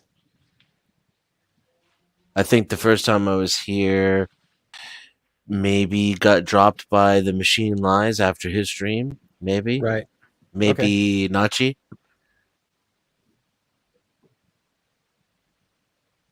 No. Yeah, I you don't know who you those came on people with are. Neurojack maybe as well in Machine Lines. Maybe. Okay. How you I been? don't know who those people are. How life? though. It's pretty good. I'm doing pretty well. That's good. The stock market is pissing me off this week. Other than that, I don't really have anything to worry about. That's a good place to be in. Yeah, I'm saying. Unless if you lost like half of your life savings or something. Yeah, it's a pretty good place. What are you saying, Hank? This is your friend. You want us to respect him? You're doing a nice job. Thank you. No, but I mean, like,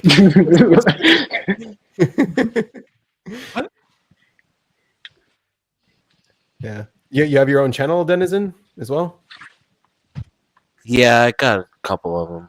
Like, I got Nice. my main channel and a backup one. Yeah, all right. We'll drop it in the chat and we'll plug you. You do streams as well?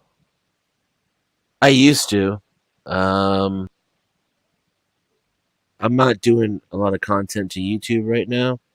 Yeah. I am working on like a video project, but it's got nothing to do with panels or anything. Nice. What content do you do or did you do?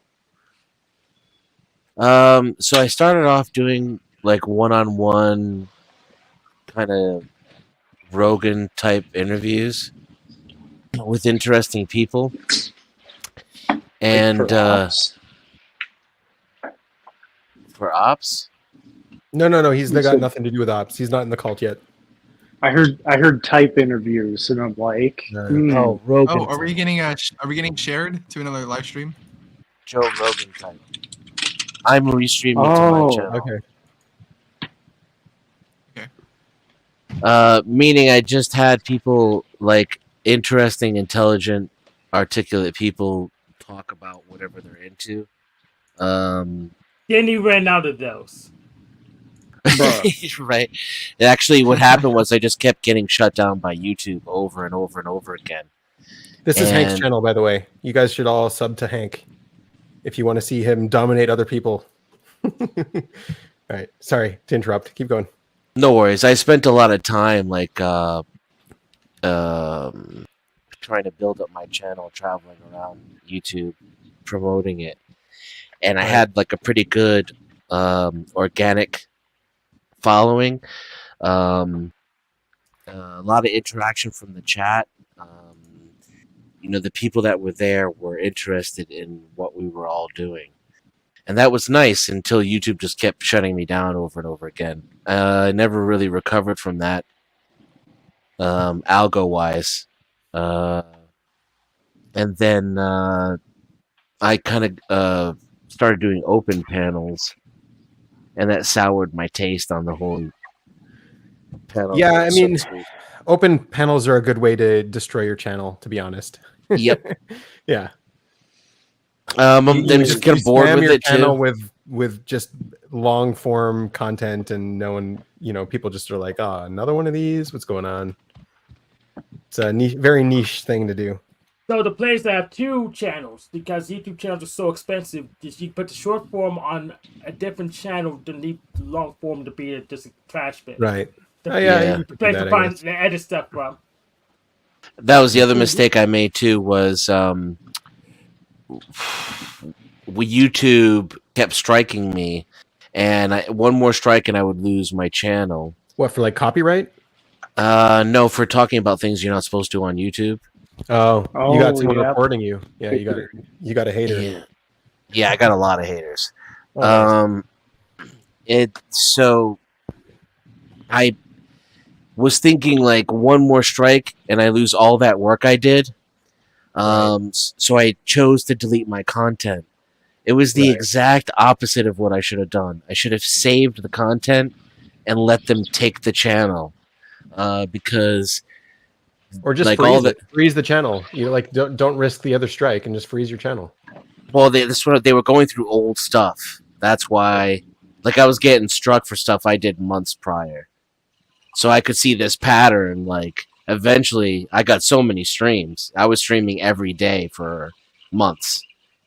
Yeah, that's why you do what Jesse Howe does, because he has the same issue. You stream to multiple places, so they could take the channel, but they still got the content. So screw you. In fact, that's what I'm doing too. So I'm actually stream every time I post. I stream to both YouTube and Twitter. Good luck getting Elon to take anything down. So don't bother striking me. I learned that lesson after I destroyed my channel and my content with my decisions. And now I have the backup channel now. It's not as toxic as the original channel. It has a quarter of the following. And I'm also not really interested in panels anymore. So now I'm thinking about going an entirely different way with like creative gaming video content. And I might even make another channel. Right. Yeah, I need to get this more. Yeah. I sent this to you on the email. Did you see You know what? We're going to end the show. You know what? Till this timer comes back. We hate you, Flow State. You're a hunky. I love that you hate me.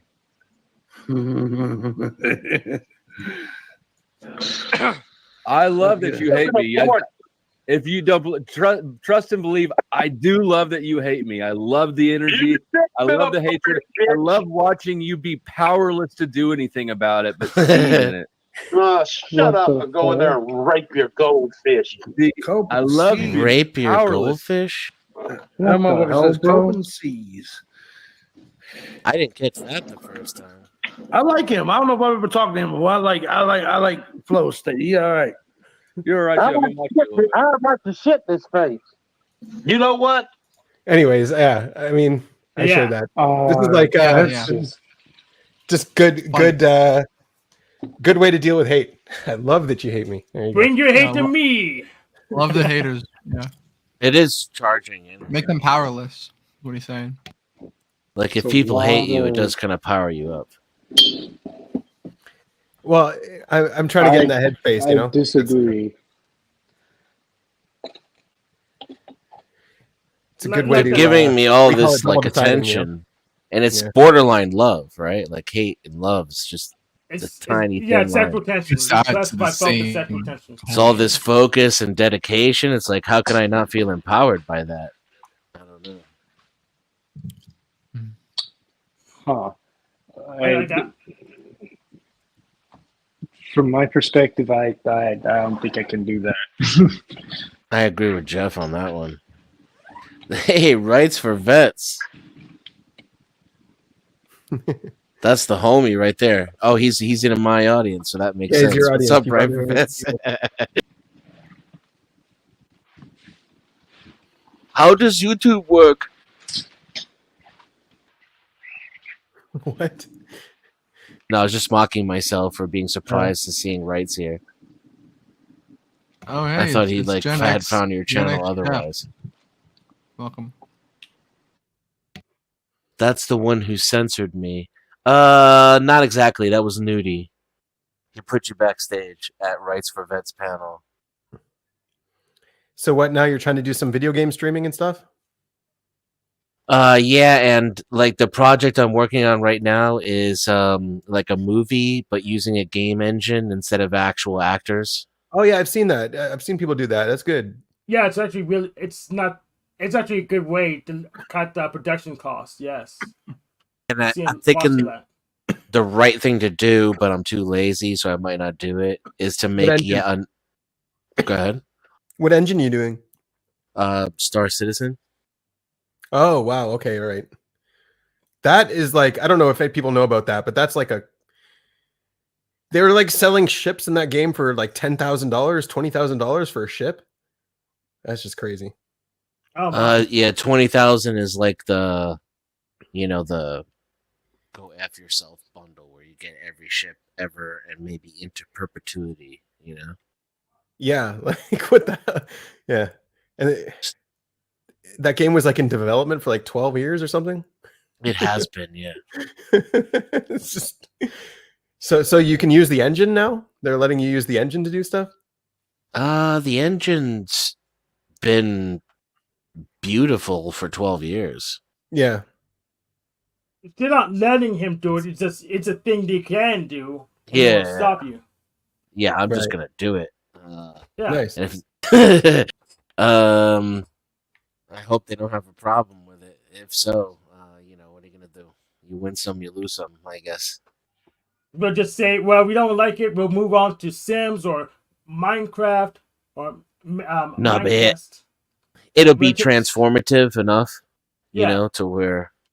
So, Well, they can't tell. They can't tell what engine you used. yeah, we'll tell it wasn't real. Yeah, they'll be able to know that I'm using the Star Citizen engine, but it'll be transformative enough, I think, to be considered an original work. Yeah. Well, how can they tell that you use that engine then? You'll be able to- It'll be recognizable. I'm gonna be Just- kind of. What'd you say? You're using their assets, you mean? Yeah, like using the game engine to generate the images.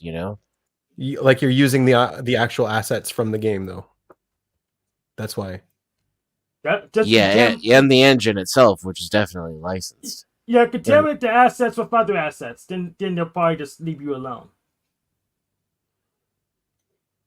Say again.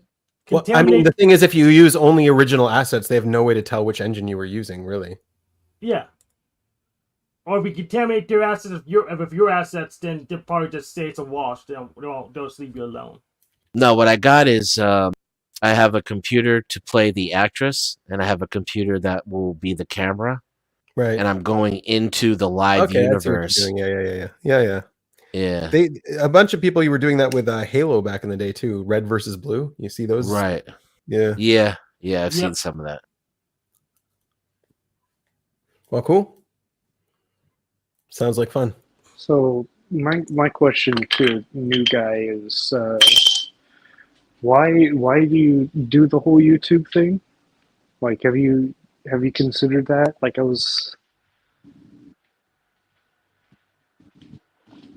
think he's talking. You're asking me why I use YouTube? Yeah. No, why are you doing channel? What got you on that path? Originally to do that like interview show. I might take that over to Rumble. It was a lot of work, and I have plenty on my plate right now, so we'll see. Why'd you want to do the interview shit? I like interesting conversations with interesting people. I like learning, and I like sharing knowledge. Nice. Well, okay. What kind of learning areas are you specializing in that you could say? I'm kind of a jack of all trades kind of guy. I'm all over the place. I know very little about a whole bunch. Yeah. I know very little about everything too. It's how I socialize too. So, right. it's social media after all. Right. Well, there's no main focus. I get you. My channel right now is not really a thing. I would encourage people to follow me on Discord. That's where you can keep track of what I'm up to. Anything I'm up to project-wise, I coordinate from there. And the channel that I'm streaming this to right now, it might not even exist, when I finish this project. I have a strong feeling that the right thing to do is we were talking about morality systems earlier. Do you have anything on a morality system? I'm kind of make my own. All right. Yeah, I have my own too. What's your system? It's probably based on the golden rule to the most part, but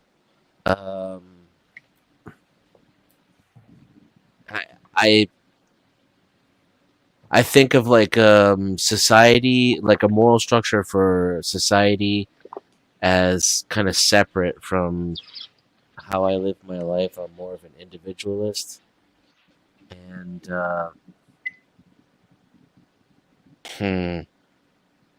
I feel like I'm becoming less moral or more amoral the older I get. Yeah. I mean, what I'm trying to do with the morality system is to track people's morality and where it fits into the system.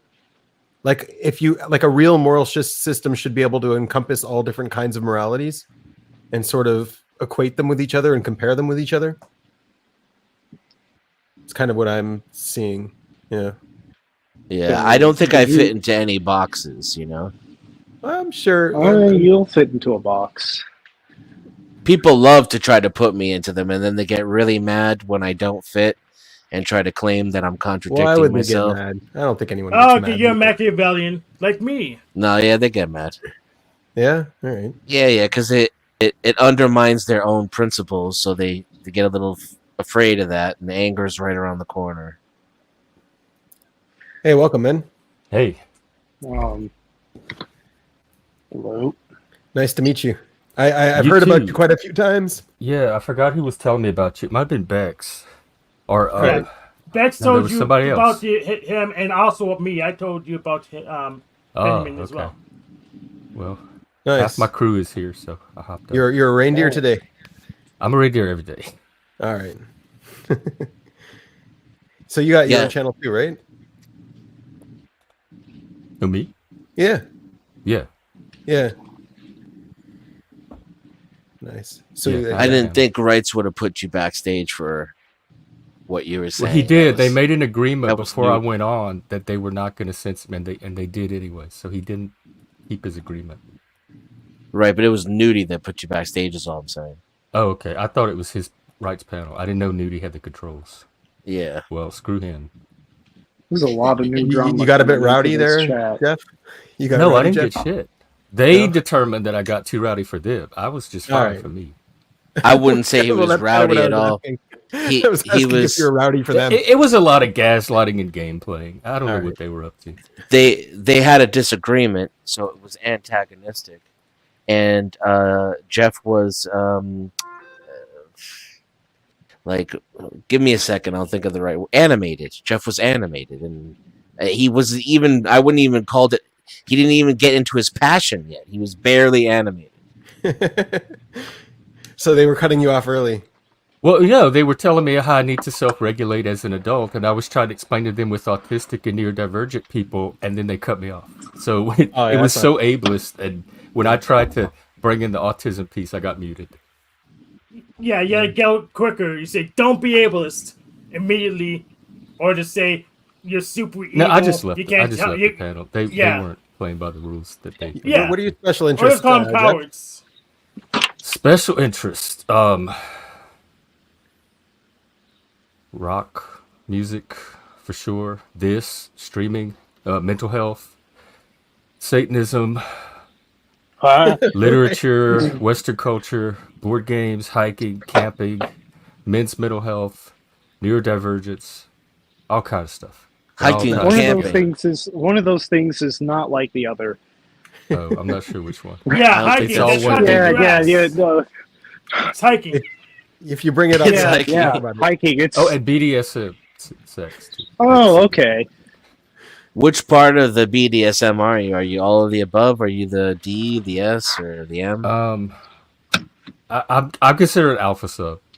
Like I'm dominant to everybody, except for the people that. Well, this isn't that kind of channel, so we're not going to do. Well, you anything. asked my. Okay, I'm just gonna. I Leave. know, This I'm is what just- I'm talking just about. kidding. You fucking No, I'm asked just my joking, interest. buddy. I didn't know they were like you were gonna topic police. I thought it was It's an a- open it's a No, question. no, I'm not troll. talking. Fuck I'm you. just- Bye. Jeff, man. I was just joking. You can come back whenever you want. I was just joking, and I'm not the one who asked. What in God's That was my name? panelist, Daddy. No, yeah, it's all good. It's all good. You're welcome back, Jeff. I'm sorry. I apologize. It's my bad. It's my Yeah, bad. I didn't. It was a troll. It was a Jewish joke. Yeah, you had to It respect was a his Jewish culture. joke. Yes. All right then. I think anyone could joke like that. Just saying. Well, I mean the kind of how would you put it, like dry, self-deprecating, and a very intelligent humor. I think is it's a culturally some Jewy there. All right. Jewy? Yeah, it's pretty Guess so. Jewy. All right. I'm starting to put the puzzle pieces together to why YouTube kind of strikes you down, mate. Yeah. Strikes Well, I mean, what? there's nothing really off topic, I guess. It's just people are a little bit free with their words, and YouTube doesn't like that. That's what happens. Well, yeah, I figured out some workarounds, so I haven't. At least the people who claim to strike me, nothing happens. So Yeah. because if they did strike me, that'd be racist and that'd be bad. So don't do that. I find it to be Well, I can- arbitrary, and if you piss them off, and you But- get a but- spotlight on you, that's all it takes. Yeah. Well, okay, we don't well, like why it. do you want the You don't have to spotlight keep it on up you? anyway, so don't waste. You're just throwing out your own money. And by the way, I blocked my ads. Nobody wants the well- spotlight on them, but have you seen the list of banned words? No. Are there some Yes. bad words? Yeah. Yeah, I have. It's pages and pages. Like I'd never be able to learn them or avoid There them. are some topics that you can talk about in the right contexts, and then that's up for interpretation as well. And the only way you find out about those is by getting banned for them. It's not like they give you a list. So, Right. like if you're talking about interesting things that are on the edge of consciousness, you're gonna get struck unless you're already huge. Or if you're so small that you're irrelevant. Or you Right. just had the right position on the issue, like I do. I always had the right position. So I go Lord Fauci. I have the right position. What's up, If Truth? Fauci wants to shoot you dead, that'd be okay because he's Lord Fauci.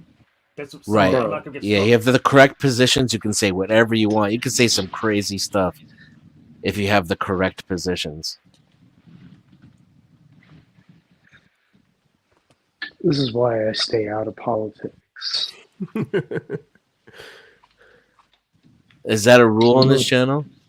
What? No, I don't have any I rules yet. didn't- No, I didn't I'll step start on making any rules. toes or anything today. No, 'cause I'll start making rules when someone crosses one. So far, nobody's crossed anything Yeah. that I think is too bad. Yeah. I have no concept of common sense or social politeness. My politeness has to be, like you have to tell me what the rules are, and then I'll abide by Oh, them. that means I'm gonna actually have to sit and think about some rules. I don't want to do that. That doesn't sound like fun. Sounds like Follow- my kind of place. Score. Follow Yeah. the Bible and you'll be fine. Sure. Except for the parts that are illegal. Right. Yeah. I mean, it depends on how you follow the Bible. Because, I mean, a lot of that stuff didn't actually happen. It's just symbolic. Yeah. Okay.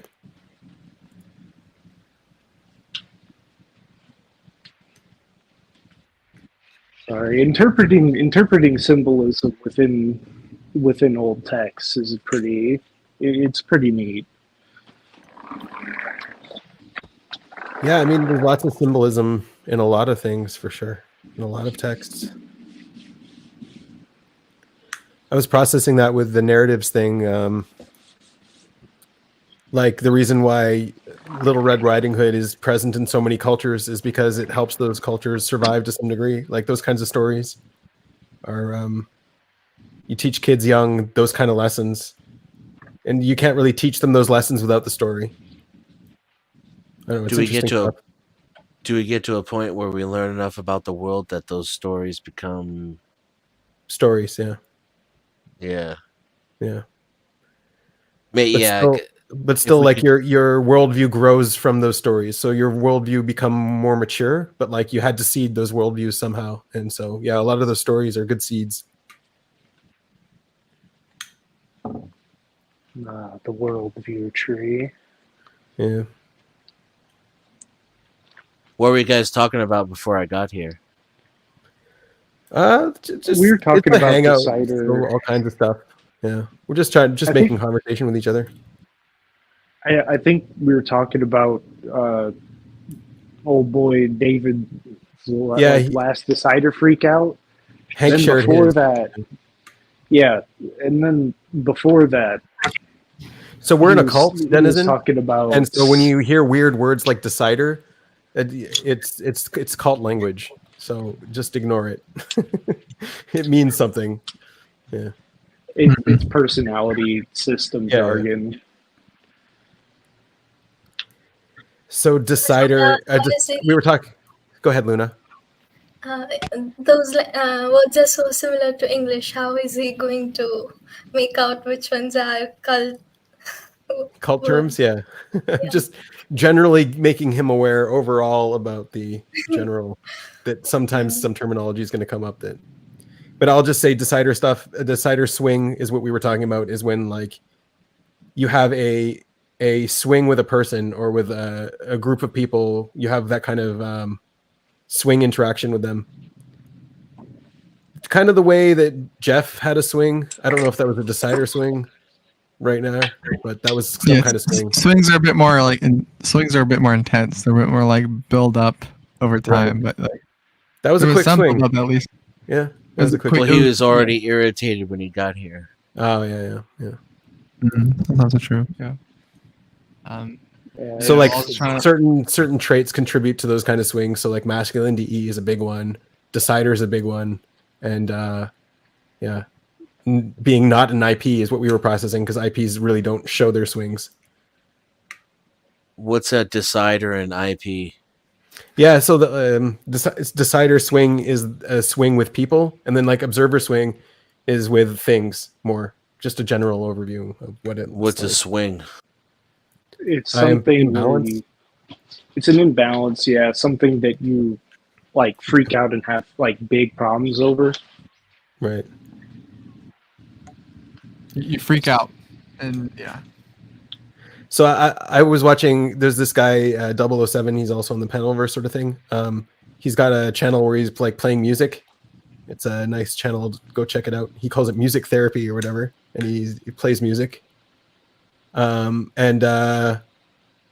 guitar came unplugged in the middle of a song, and he just raged at his guitar for like a good amount of time, and that's like an observer swing. It was great. And then afterwards, he was like, sorry guys," and he moves on. Yeah. But it was like, I would not have that kind of swing personally. Like that's not my kind of swing. But like it's telling where your swing is. I wish so that swinging was my kind is of swing. Raging. A little bit, sometimes. Depends. Yeah, that's one kind of swing for sure. It's raging. Is laughing your ass off a swing? It can be, probably not though. Supposedly. Yeah, it's not all only emotional, but like a swing could be a fear as well. Missing information, the sense that you're missing info can kick a swing. What's the etymology of the word? There's no etymology. It's very bad language. It's like it's random. It's random language, but the concept is real. Yeah. Yeah, they're essentially, it's essentially just a bunch of lingo to describe the main concept. So everyone gets decider swings. Doesn't matter who you are. So I'm sure you've had some of those. Like I love that you hate me, that kind of thing. That's a good way to resolve them. Like anyone else might have had a swing from, going after flow state, but flow state didn't have a swing there. He doesn't have decider swings. So he's just like, oh, I love that you hate me. That's awesome. So he regulated. He got out of it. So that was a potential swing that he avoided. Yeah.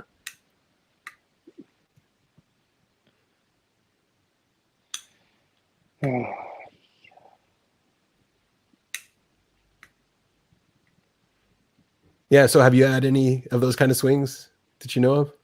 I wasn't able to determine what it is you're talking about from the descriptions. It's all good, man. Yeah, no, it's bad descriptions. I get it. Yeah, so that's kind of. I want to. Yeah, I get it. Yeah. That's kind of what we were talking about before you joined. We were talking about the morality systems as well. I was looking into different morality systems, so I looked at what Nietzsche was saying, and then we had a guy up here who showed us a book with a morality system. I already forgot what it was, but it's on the stream. I've been pissed off before. Oh, I'm sure you have. I've lost my temper a couple of times too. Yeah. So if you lost your temper around people, that would be a decider. It doesn't mean you're like a decider, but that would have been a decider swing.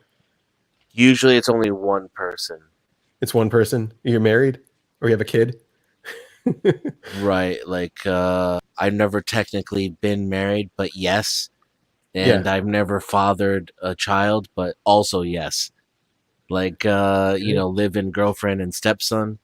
Right, there you go. Yep.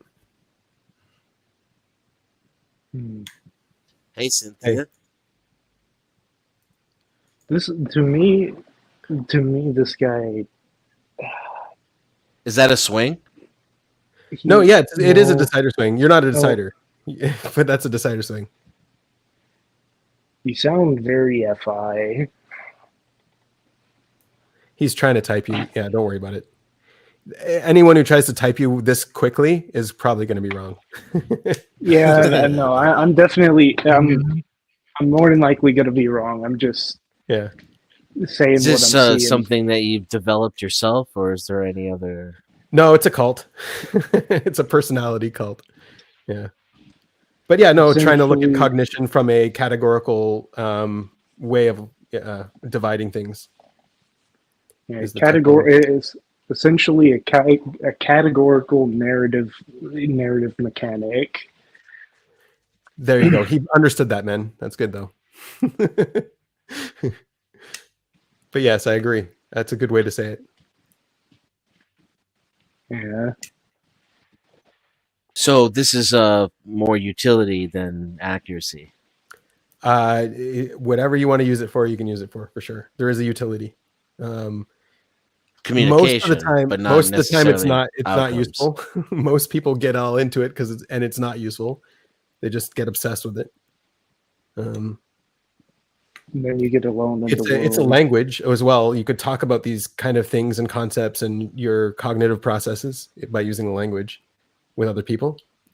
You can use it to, like, you know how like sometimes you don't really see a car until you know that car exists, or you don't know, sometimes you don't see something until you have a concept for it. I don't know how true this is, but apparently people didn't even know what blue looked like until someone developed the concept of blue, and then people were able to differentiate what blue was. I mean, yeah, I don't believe that narrative, but like it's that kind of thing, right? So if you start developing these kind of concepts, which probably you have quite a few of them already, but then you can start seeing it in yourself and others, that kind of stuff. Yeah, like the Karens. Like there's a kind of a right. You kind of tie the Karens. It's like, oh, I know what a Karen is. The Karening is a swing for sure. Yeah, Karening is a swing. Yeah.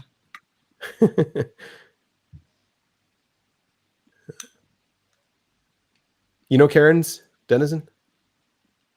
I'm familiar with the nomenclature. There you go. Yeah.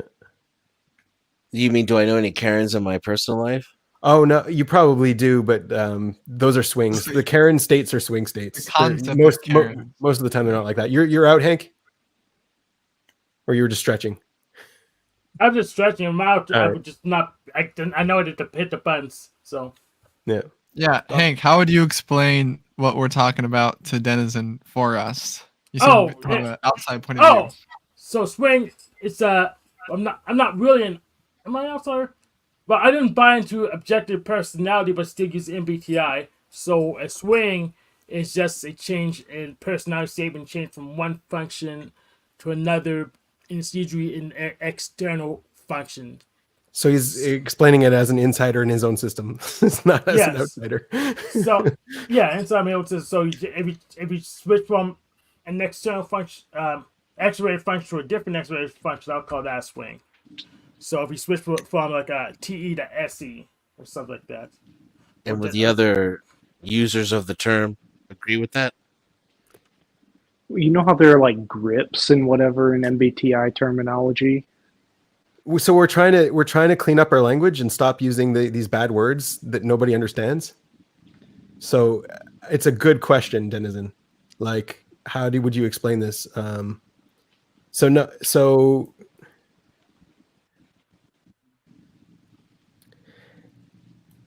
I would explain it. I did it actually earlier in the stream, according to Nietzsche. So Nietzsche talks about the will to power. Do you know anything about that? No. So basically, he talks about all of these different cognitive processes in our minds that all want to take power, all want to have their needs met and take control. Oh, right. And so then whichever one is most needed or we decide is going to be like the ruler of all of them, sort of thing. Anyway, so the swing is like, okay, if over and over again you're letting one of those parts come into power, and then the other part, one part is getting neglected over and over again. So then the swing is when that neglected part builds up strong enough to just take over all of a sudden, and it will dominate your cognition, and you'll get into a swing state. Make sense? Yeah, so the swing etymology then would be from going from one like personality configuration to another. Sort of. Yeah. Like the part that was getting repressed comes out and becomes the master. Have you ever heard of Carl Jung or the shadow? It's basically the same concept. See, I try to exercise my shadow. And all of the parts of myself, like anger and sadness and depression and anxiety, I kind of dive into all of them. Mm-hmm. Yeah, so some people are. So that would be like the feeling side of your cognition, right? And so that is probably what's in charge most of the time, is the feeling side of your cognition, and it's dealing with all of those things. So your swing is like the one you'll notice more often as a feeler would be when stuff stops working, when you have to collaborate, when you have to figure something out, stuff like that. So I'm thinking it's probably more of a minor swing in your life, but you would have that where it's just like something's getting neglected in that area. Does it make sense? Yeah, I think so. Yeah. So you can make a conscious swing. Oh yeah, that's the whole thing. If you're aware of your swings and if you're aware of what you're repressing, then that's, you consciously let out that pressure. Consciously do what you're not doing. Yeah. Yeah. I do that like a lot. Yeah. Yeah. When as you get older too, you learn to do it more often. Yeah. It also helped not being employed. That helps? Yeah. Like I can be myself more freely. Oh, right. Because at your job, you'd get fired. Right. I'm so glad I'm useful, so I don't get fired. Or self-employed. It was a great source of repression too. So it's like it's double-edged, right? So there's the not being myself, so I'm creating more need for a swing, and then there's the regulated environment, so I can swing less, right? Mm-hmm. And so, that letting go of that made it so that I could be a lot more honest with my friends, I think. Yeah, well, there you go. Yeah, that's a good one. Yeah, so I don't know what the exact formula trick to reduce swings is, but it's generally something like that. Like, first of all, not being ashamed of that part of yourself and letting it out in a controlled and healthy way so that it doesn't build up. Yeah, I'm still getting better at that. Exactly. Like, so instead of there being like a crack or a break due to the pressure, I brought that down to where, like there needed to be emergency vents. And then I brought that down to where I feel like it could be an automated system, a regulated system in which most people wouldn't even hear the steam, but I'm much, much too loud when I'm venting. Yeah. And there's kind of like a progression, I think, like you said, as you get older. Can I bring up what Notlos said in my chat Yeah, there? go for it. Yeah. Shout out to Notlos, by the way. Notlos, First I one here. can't. I'm not remembering your Matrix analogy. Which one is that?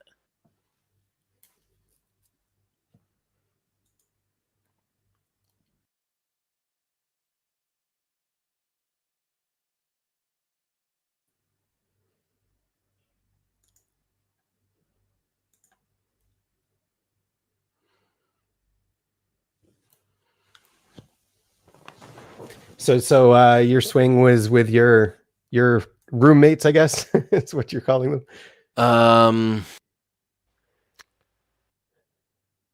I don't like. I swing so much that I don't ever really lose my temper. You know, Yeah, that may yeah. sound hard for some people to believe, but I think you kind of can dig that. So I can remember distinct events in my life where I lost it, and then I was like, "Oh, this is probably how most people I interact with feel when they act so retarded in front of me, right?" Bruh. Yeah, and so then not a lot of people can get me there. You know, the love of my life at the time and woman I was living with and sleeping next to, she could get me there. And I remember a distinct time in which I was like, wow, I'm out of control right now. Yep. Yeah. Yeah, the relationships. Tough.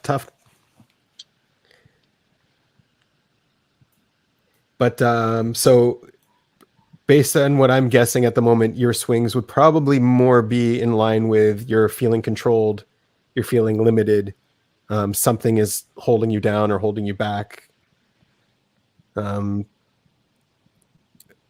Maybe even like options or in your future or experiences you're not allowed to have, stuff like that. That kind of thing would get under your skin. And you're Sounds saying like you me just wanna be personally because truly of my free. type or people in general? You personally because of the cognition I'm guessing at, and if I'm wrong, Yeah. well, then I'm wrong. No, Yeah. you're pretty spot on. Yeah. And I've noticed that it's not what gets under other people's skin. You know, That's right. Not everybody, but it gets under some people. So I've got a minor case of that. Not as bad as you, but a minor case of that for sure. just straight up understanding solves a lot of that, how individuals are stuck in a slave-master dynamic and their primary motivators. The primary motivators for individuals should be the freeing of all men's minds and not live in the slave-master dynamic we call the material world. Otherwise, we're like a dog in a cage, the concept of the movie The Matrix.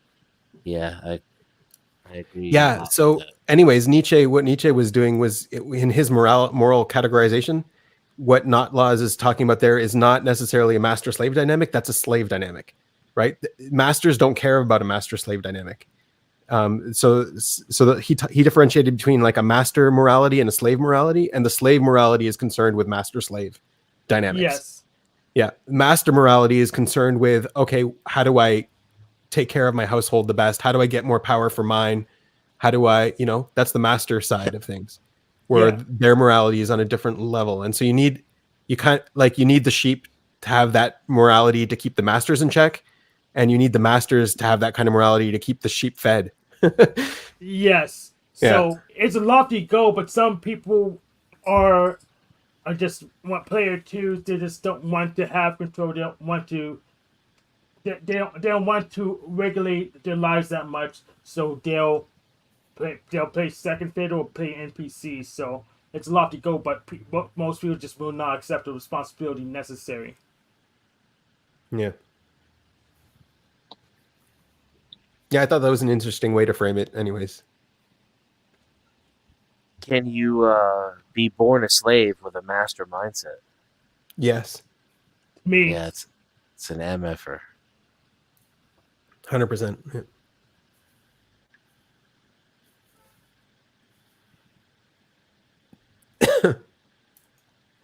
I mean, we're all slaves to something. If you want to, but that, like, that's a way to frame it, right? So the fact that you're framing it means you're in a slave mentality, putting it that way. But yes, I agree. I'm a slave to my own overprocessing. There you go. with a big goal of mine to become truly whole, but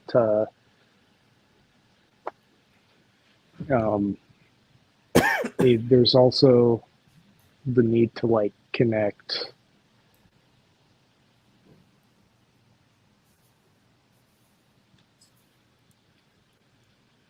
Yeah, that's I would say that's true about myself, especially the way you put it, because you didn't say you were a slave to your need to connect. It's just that it was kind of there. Right.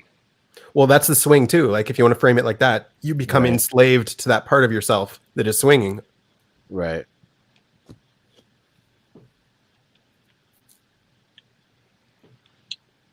So who started this cult? I mean, Carl Jung, I guess you can trace it back to him. Now, like, there's a whole bunch of different schools. And so objective personality, it's Dave and Shan Powers started their cult. So I'm kind of already in your cult, a little bit tangentially. Yeah, not really. No. Not until you've met the gurus and they've enslaved you.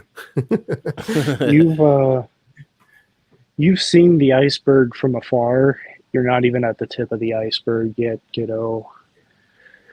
Yeah, and don't go into it. It's not worth it. Just saying.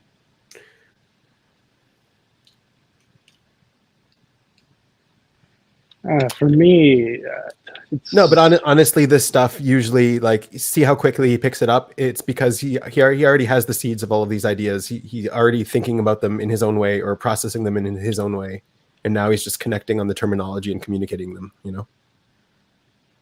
Yeah, I see that. Yeah. I mean, considering what he's done, I mean, he's like gone around and like talked and learned from a bunch. So well, you'll see in the Peniverse. You'll see in the Peniverse, a lot of people are stuck. A lot of people are stuck. Put it that way, in whatever. Yeah, I mean, we're all stuck. But it's like a denizen is a little bit more self-aware, I think. About we're his in stuff. we're all in Hotel California. Right. Hank's not stuck. Hank is free. What do you need? No, you're free. You're not stuck. Like you're out here living it. You're going on all the panels just to practice what you're not good at. You're doing your thing. Yes. Yeah. And if people say, "Oh, you're not allowed to go on panels anymore because I get jealous," well, you have to pay up, bitch. There you go. That's how it works. Truly, he truly speaks the voice of God. You got to start your own cult, Hank. Well, I don't got to. It's probably a good idea, but the thing is that cultists frustrate me. Don't like to be around them, so I have to plan it really well. I don't know what a cult of nerds would look like, but that's probably the only thing I can tolerate. You have to divide the people in your cult between the jabbed and the unjabbed. I've been on 4chan. No, it's not good enough. Or at least it's early days, I should say. Even then, I wouldn't say it was good enough. I had to go as far as building something like Wolfram did. You know Stephen Wolfram? Oh. He has his own Wolfram research and his own. We made Mathematica, something along those lines. Oh, Wolfram. Yes. Okay. Or kind of. Yeah, he's got some interesting ideas. That guy. I've been looking into some of his ideas. He's got some interesting stuff going on. Yeah. But I had to do something like Wolfram or Rossman. Basically, it has to make money and not be pretty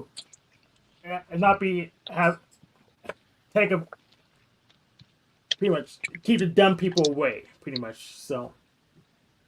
Keep the dumb people away and make money. Yeah. Yes. I mean, the only way you make money is from the dumb people. That's yes, but it doesn't mean you have to have them in the building. So. Oh, okay, all right. So you've got to have like a tier where the dumb people have to stay at a certain tier. Stock options. I mean, dumb people don't even go to Wolfram's channel. Trade stock options. So that's why the views are so low. That's right. Yeah. My question is how do you truly know that they're dumb? Well, I don't truly know that they're dumb, but if they act dumb, I'll assume they're dumb. And then what is acting dumb? What Luma Tommy did yesterday on Jack Talcott show.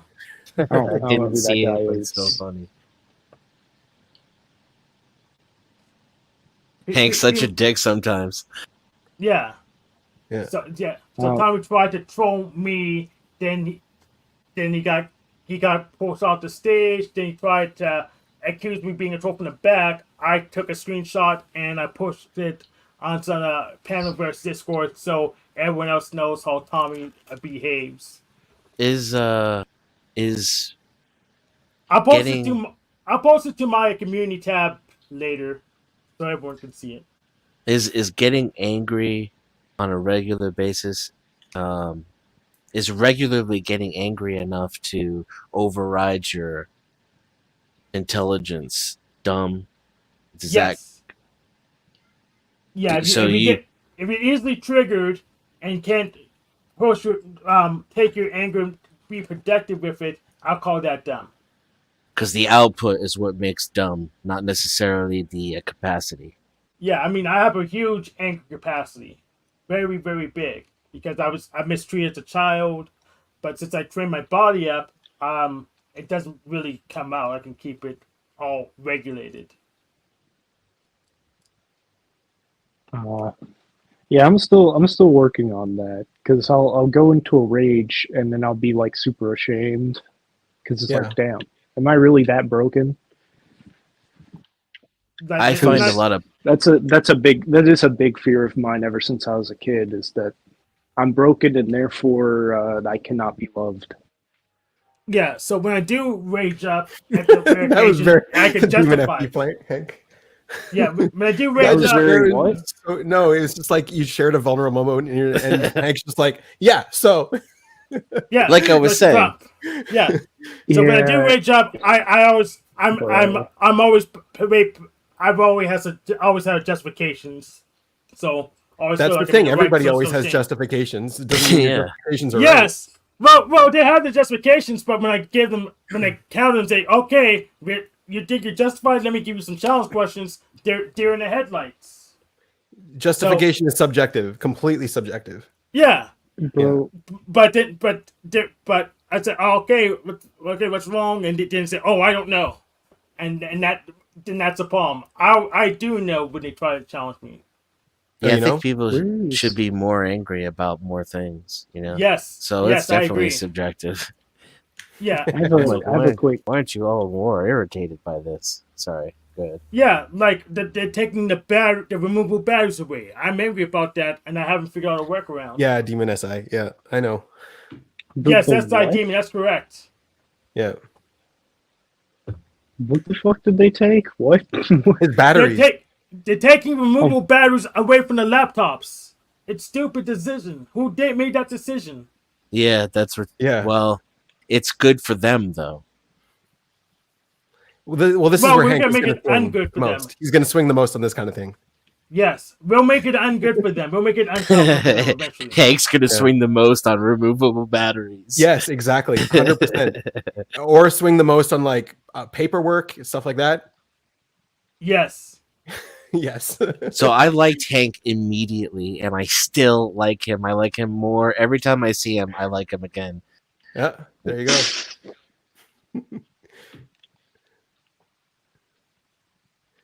How do you like that feedback, Hank? I agree. Good, but we still need to figure out who made that decision, so we make their that is the priority. That is true. That is absolutely the priority. Good. I'm glad you like me. Now to the real problem. The real problem is the batteries. Yes, I agree. Evil MFer from Apple who.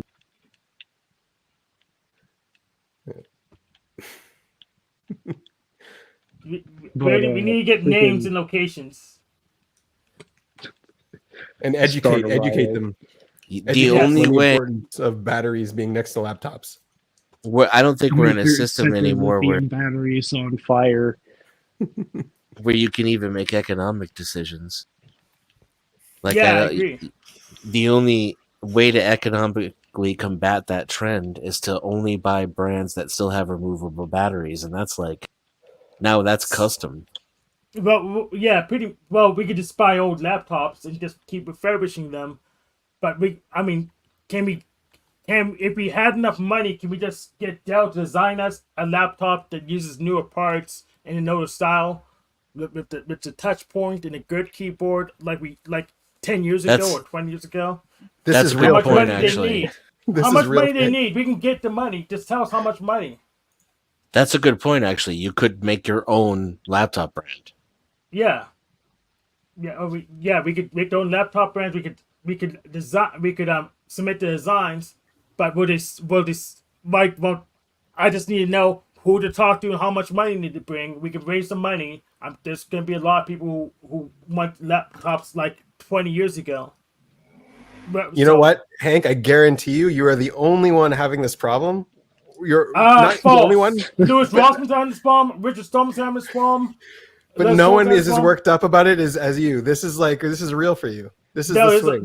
This is a whole. And now you're gonna like invent a whole new fucking laptop in order to protect yourself. A whole lot of people had crazy. this problem. And it's not just me. A whole lot of people had this problem. All right, that's true. That's true. One eighth of the population is having this problem. World problems. Yes. 1/8 of the population has this problem. You're right.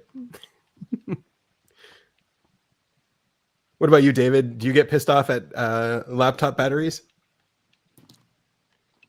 No. No. I do. I let it go, though. I mean, you have to. I can force myself to be angry.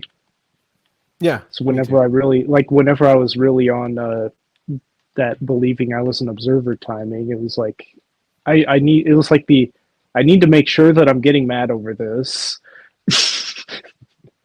Yeah. It's just another example of everything that's wrong with society. Hey. It's like this thing though is absolutely real for Hank. This is the critical issue. Hank, wouldn't you agree that it's a symptom of everything that's wrong with consumerism? I don't know. I don't know what's the cause of the problem. I mean, sure. I know the problem is. We don't have the right to repair. We don't have the tools. The megacorps are just trying to charge us for stuff. See? Yes. See? You think about it for 20 seconds, you literally get it. You know? It's not that complicated. I mean, they used to build stuff to last because that's what humans valued. Well, even if we still value them, they don't make as much money as they think they can make more money just by ripping us off. Well, I mean, you saw the whole light bulb cartel thing that they did. Yes. Yeah. I think that happens everywhere, like not just with light bulbs. Yeah. Because I mean, the thing is that businesses and all that are basically organisms. So there's this they're going Dutch to do what guy they who can to survive. Yes. There's a Dutch guy who thought of a solution to this. He's like, okay, so don't screw light bulbs. Like, don't buy light bulbs anymore. What you need to buy is the light, and then the company has to figure out how to give you that light. And so if it's more economically viable for them to give you light bulbs that last forever, so they don't have to keep pumping them out, then they will do that, and all you're doing is paying them for the light. And it's like now the problem is shifted from you to the company. How is the company going to provide this? They're getting the same money either way. Yeah. Yeah. Because as it is, they're just going to make shitty light bulbs that you're going to have to throw out and get new ones all the time because that's how they make their money. Yeah. Well, that would involve the company cooperating with the electric grid, wouldn't it? No, because how you get light is through electricity. Yes, but there's interfaces. But I don't like big global society-wide solutions because we can't get enough people to agree on a thing. Well, what happens is if you know your light bulb breaks or whatever, you're like, hey, I'm paying you guys for light. They have to provide you with a new light bulb right away. Yes, light bulb insurance, which has another way to screw us. Light bulb insurance. Oh my, I can't imagine how bad that could be. Okay, so basically a warranty. Not a warranty. You're paying for a service. So like, let's say you pay for having a light in your house. Let's say you want a TV in your house. You're paying for a TV, so they have to provide you with a TV. you're paying for the TV. And if something happens to the TV, like not you breaking it or something, but something happens to it, then they've got to replace it because you're paying for the TV. So they'll make longer lasting TVs because they don't want to replace your TV all the time. They'll make better TVs. Whereas like right now they'll make crappy TVs because they want you to buy a new one and have it break. There's nothing like subscribing for light. Well, it exists. There's actually, you can buy a service contract from a different company that what they do is try to game the system so they don't have to replace stuff. So it kind of works sometimes, but I don't know how functional this kind of model will be, but I thought it was an interesting model. At least like it's like a different way to think about the problem. Yeah, it's worth a try. Yeah, worth thinking about. Yeah. Yeah. Not Less has a very good comment. A couple of very good comments. In the comment section. So it says, for capitalism to be sustainable, it needs to have constant growth. There is no unlimited resources on the planet and no limited markets to exploit. Yeah, I 100% agree. It's a pyramid scheme, and that's why people grow old and have kids. So because you need someone to get at the bottom. And yeah. The problem now is we're not having enough kids. So by the time I retire, no one's gonna. I'm not gonna be at the top of anything. I'm gonna be top of this ladder, not a pyramid. I'm excited. I mean, this whole capitalism, business thing is essentially just a grander scale for how life works. You need stuff to propagate. And you need a self-propagating system, and what'll happen is that life does whatever it can to survive, just like a business. And if money is essentially your survival food, then businesses will do whatever they can. It's been seen to where like business owners, like the founders and whatnot, particularly say like Elon Musk. He created, Tesla, and the thing is that with his like business moves, with Twitter and whatnot, he essentially threatened the survival of his pre-existing organism, in which it had to act autonomously in order to keep itself alive. Well, I mean, it's no joke that it's no like obviously there's lots of things wrong with our system. Like we're not going to hit the nail right on the head. Obviously, our financial system is pretty bad, but it's not. It's like it's better than nothing. It's better than what we had before. I was thinking about a new one too. I had a new financial system, but it came from really? Yeah. Well, it comes from trying to represent currency accurately. Like that's what I wanted. Really, is just to have like physical values for currencies, and I ended up having to make 4 currencies in order to get that right. But then once that's really the thing. Once you make actual physical currency and you split it up properly, then all of those knots get untied and yeah, you can actually have a fair economy, which was an interesting thing that popped out of it. Yeah. You see what I got out of that.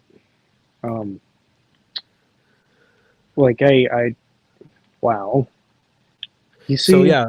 So I'll just say, like, what can you pull out of money? Because right now, money is only just value. That's all it represents is value, and whatever the value of the money is, the buying power of the money, right? That's it.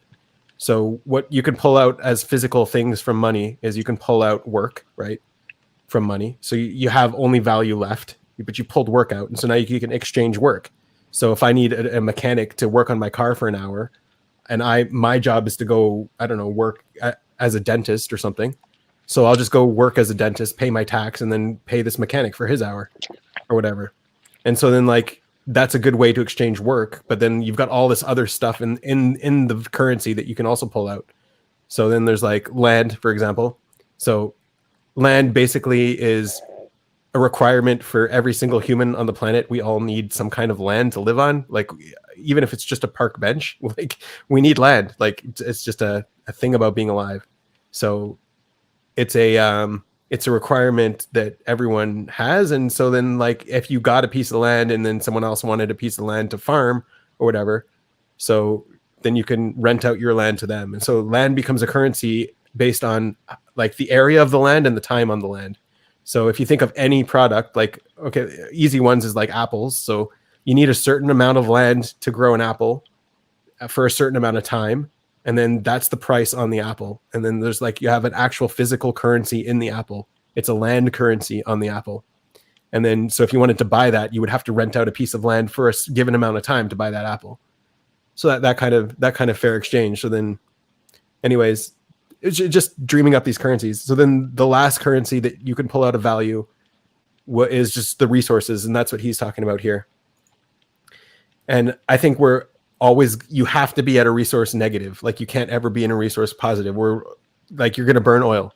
You're going to consume like fresh water, use gold and stuff like that. But then like recycling, for example. So if you want to recycle something, you can get some resources back, but you got to put in work and you got to put in land in order to recycle something. And so like there's a natural exchange rate to get resources back. But anyways, that's kind of like the three things that you can pull out. And then whatever's left is value. And so like, where would that come into play? Let's say you wanted to buy a Superman 1 comic. So, you know, it didn't take long to make the comic or to print the comic. Like there's not a lot of work, there's not a lot of land, and there's not a lot of resources in a Superman 1 comic. The only thing that's there is value. And so that's its own currency. In which value is propped up by well, you have to generate value. Yeah. If you want to get value, you have to generate value. And there's lots of ways to do that. And it's propped up by essentially the group that believes it's valuable. Right. And yeah. That is the crazy nuance. I mean, yeah, all money is like you hit the hammer on the head. All it is essentially physical value currency. Right. Yeah. Well, so that's the thing. If you pull everything out and all you're left with is value, so then that value doesn't represent work anymore, and that you can't use that value to buy work, and that value doesn't represent resources anymore. You can't use that to buy resources. It doesn't represent land. It's its own thing. And then once it is its own thing without anything else to prop it up, their faith is slowly lost in such value, since there isn't anything propping it up. The other thing I saw with if you do this, you change the incentives, because today incentives are all backwards on money and financial stuff. So, but like if you have to work in order to pay for work, well, what are our incentives? You know, let's make less work for the mankind and the human race. Let's just like get rid of work. Let's get robots. You know, like now people that are being unemployed because there's not enough job is a good thing, because if everything costs less work, you need to work less, right? So your incentives automatically go to a workless society eventually. Yeah. Right. And then if you, the same thing with resources, if you want to get to resource neutral, is like, okay, we're going to recycle more, like obviously, and we're going to, preserve the planet more. Great. Done. And then like the last one is land. So we're going to make land more efficient. Like we're going to waste less land. There's just so much land waste today. And so anyways, you end up destroying the currency by dividing the currency like that. And the only currency that's left in the end is just value. Yeah. And then it's like, okay, well, I don't need a Superman 1 comic anymore. Like, screw that. I'll just live without value. Everyone who wants to chase value can go chase value. Have fun. And then all of a sudden, there's a loss of like purpose, because there is no more. The value is essentially artificial and propped up. I don't think so. I mean, I would still create value regardless. And by the end of my life, I would have like a whole bunch of accumulated value. And then you would know I'm always a valuable person. There you go.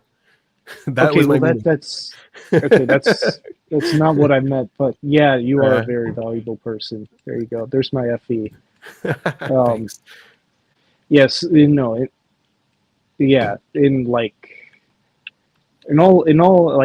honesty, I mean, the way I meant value is in terms of an overall holistic monetary, like money approach, to where, yeah, you don't need to buy that comic anymore, and therefore there's a lack of value there. So, you're living a quote unquote, valueless life. Well, I you mean, know. you're still going to find something valuable. Like I'm not going to value the Superman 1 comic enough to buy it, like enough to compete for that value. But I might value something else. I might be like, I don't know. I'm sure there's something I would value that I would want to spend my value on. Of course. Oh no, no, certainly. Yeah. But what I'm saying is, the other thing is like what happens it's to hard art, to, right? What happens to art when that's done? Like people, like movies are great to watch and they're great to make. Everyone wants to be in a movie. Why would you pay people to do that stuff? Like they can take out the trash for 5 minutes a year to make their work done, and then the rest of the time, what are you going to do? Sit on your hands? You go and produce stuff. You go and do things that you want to produce, or you want to go and consume stuff you want to consume. Yeah. Yeah. So then there's still a lot of value there. My big concern is that my big concern is that there are a lot of people who have kind of lost their sense of value and drive because of certain, because of like certain things. God, speaking hard. But no, I agree with what you're talking about here. It's just, I don't know. It was a system I was working on. Like it's useful to like think of problems in different ways, and if nothing else, it's a different way to look at what's in our money and what we're actually buying with our money. Yeah. I've thought about that extensively. Yeah. It's just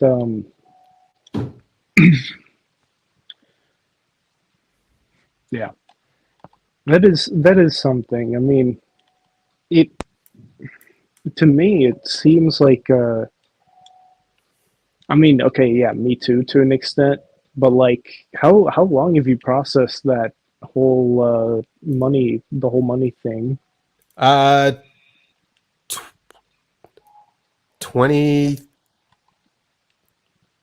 25 years, 20 maybe years? something like that. Yeah, 20, 25 years. oh, okay. Yeah. Okay, cool. Okay. I was about to say, like, I remember you saying, okay, you have like a broad variety of knowledge on like a little nuggets, you know what I mean? And I'm like, oh, my first impression is I hope he's thought deeply about this, and then I'm like, oh, you've been thinking about this for 20 years. Oh, Yeah, okay. yeah. 25, yeah. So that's okay, and I'm like, okay, there's the process. Yeah, I have a couple videos about very, it on my channel. I made a more recent one that sort of encompasses it well, but I have some older ones. oh man, I wrote about it a long time ago, and yeah. Yeah, I was looking into other. That's why I saw that Dutch guy, because he had an interesting idea too on how to solve this stuff. So it was interesting to see other people's take on this kind of problem. Yeah. Yeah, man. Okay, so I'm glad I'm not I'm glad I'm not like alone in the world in that aspect, because like in the aspect of yes, I've been thinking about this for decades type stuff. Right. It's like I've done that with chemistry and whatnot. Well, I mean, everyone grows older, and time goes by, and stuff you've been thinking about gets better. Gets more deep, gets more fleshed out.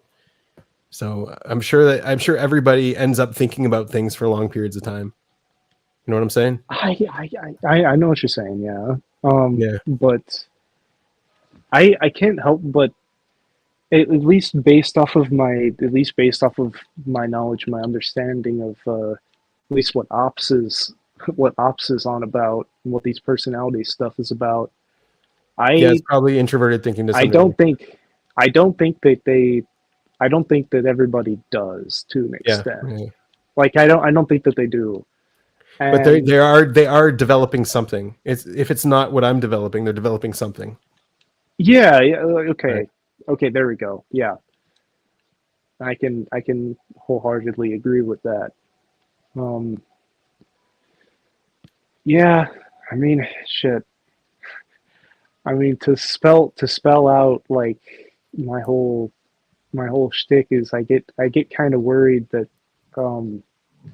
not too many people are thinking deeply about like deep abstract like topics. But the thing is that I look and I'm proven wrong.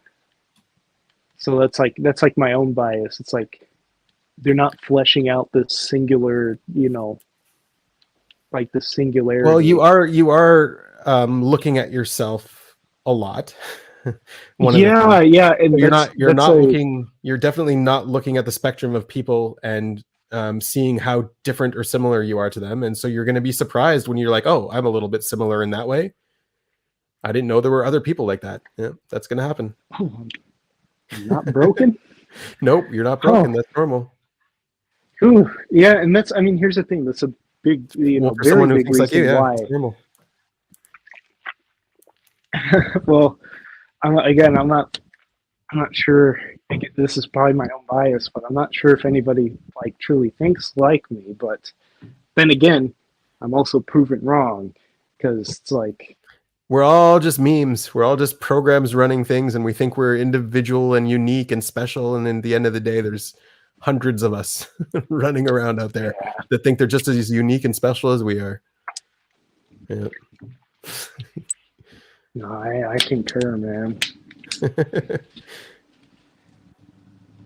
But I mean, that's the ant colony. That's what you need. You need all of the different kinds of ants, all doing their own little thing. And whenever one problem presents itself that the colony needs to solve, and that person's going to be there, right place, right time.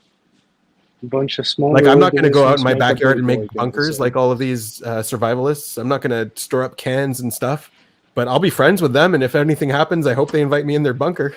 You know what I mean? You mean you mean the scared INTJs? Yeah. Well, they need to, yeah.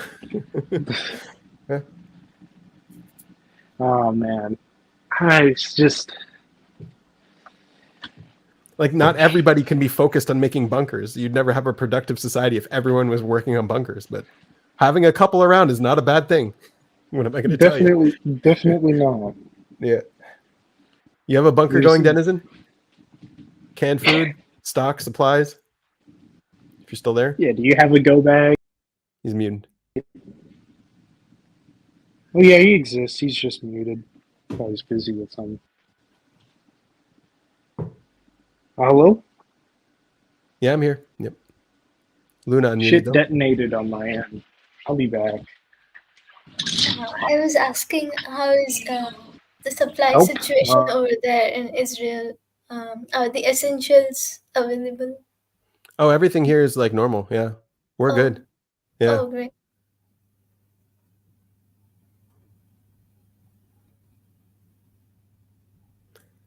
Yeah, I mean, like it's a crisis situation, but everyone's coming together pretty well, and yeah, this is nothing. Dust on our back. We've had way worse situations, so this is nothing. Yeah.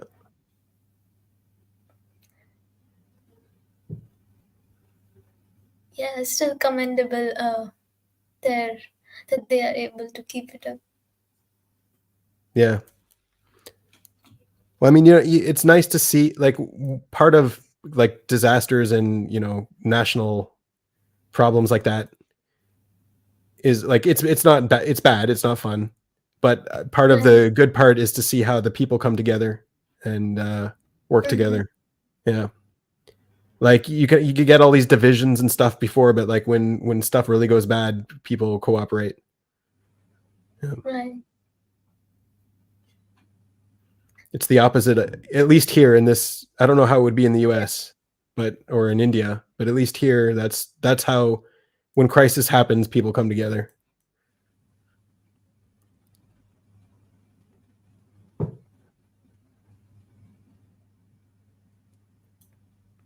I think it's kind of the same in the US, like Pearl Harbor, for example, or 9/11, that kind of thing. 9/11. Yeah. Yeah. I heard a lot of stories of 9/11. That was before you were born, David. 9/11. How are you younger than 9/11? That's not I can't wrap my head around that. What's that? Oh yeah, I'm younger than 9/11. Yeah. Yeah.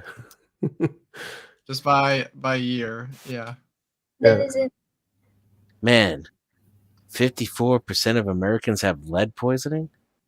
Is that true? I don't know. That's what Notlos is saying. Sorry, Luna, Random fact. Okay. Awesome. Oh, You know we about were the asking you. white death? You know, have you heard about that? What? Tuberculosis. Yeah. Yeah. Tuberculosis. We got cures for, at least in the U.S. We're fine, but other places not so much. Yeah. Is there like a spread right now of tuberculosis? There's been a recent video I just watched, some like big Oh. guy's channel. I forget what it's called, but I like looked at it. I was like a day ago, and it's got like 2.8 million views. So I'm like, okay, let's Oh, wow. let's talk about white death and explains why it's so deadly. And What's it called? And it's I forget. Just look up like the white death. It's huge. You should White be able to death. find it. And yeah, he says like 2.2 billion people are infected with it right now. Wow. And 2 billion? 2 billion. That's like Yeah. yeah. It's like a third of the planet. world. Yeah, a quarter of the Yeah. planet. Where? Yeah, Where? and like Why? watching the How? video, I was like actually getting like scared. I'm like, oh my gosh! But like, he kind of explains more facts and like, I don't know. It's a really really well made video. Really well, you know. So lead poisoning too now? Lead poisoning now, yeah.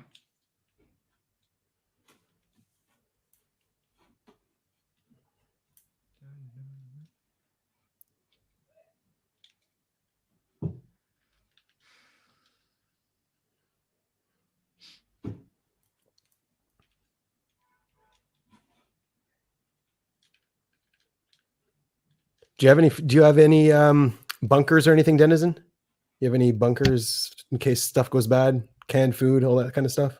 Yeah, I went through a lot of it during the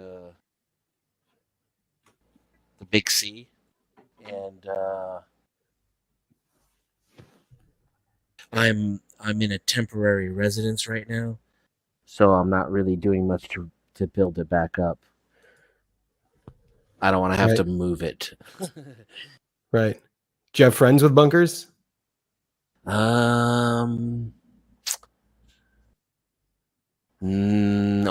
over the internet. Yeah. I'm sure you do here in that community. Yeah.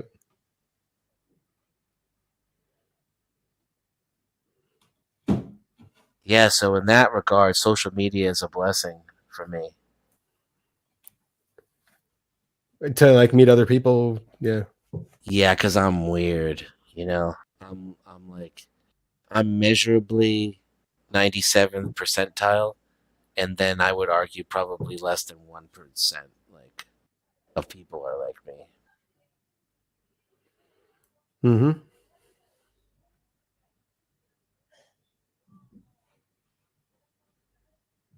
So social media is great for freaks because everything's a numbers game, you know. So you got this wide spread where you can find other freaks to chill with and collaborate. I know a lot of people feel like that. A lot of people feel really alone and they don't have anyone, and like social media is a blessing for them that they can find someone who's similar to them. Yeah. I mean, I'm sure there's freaks out there that you wouldn't want to talk to, and some people don't want to talk to you. That's how it works. Yeah, I'm pretty good at making friends, but you know, I have like 5 friends. They're ride or die, help you bury a body friends, you know. Yeah, that's good. And then I probably have like maybe another 5 to 10 online. So I'm doubling at least my community base.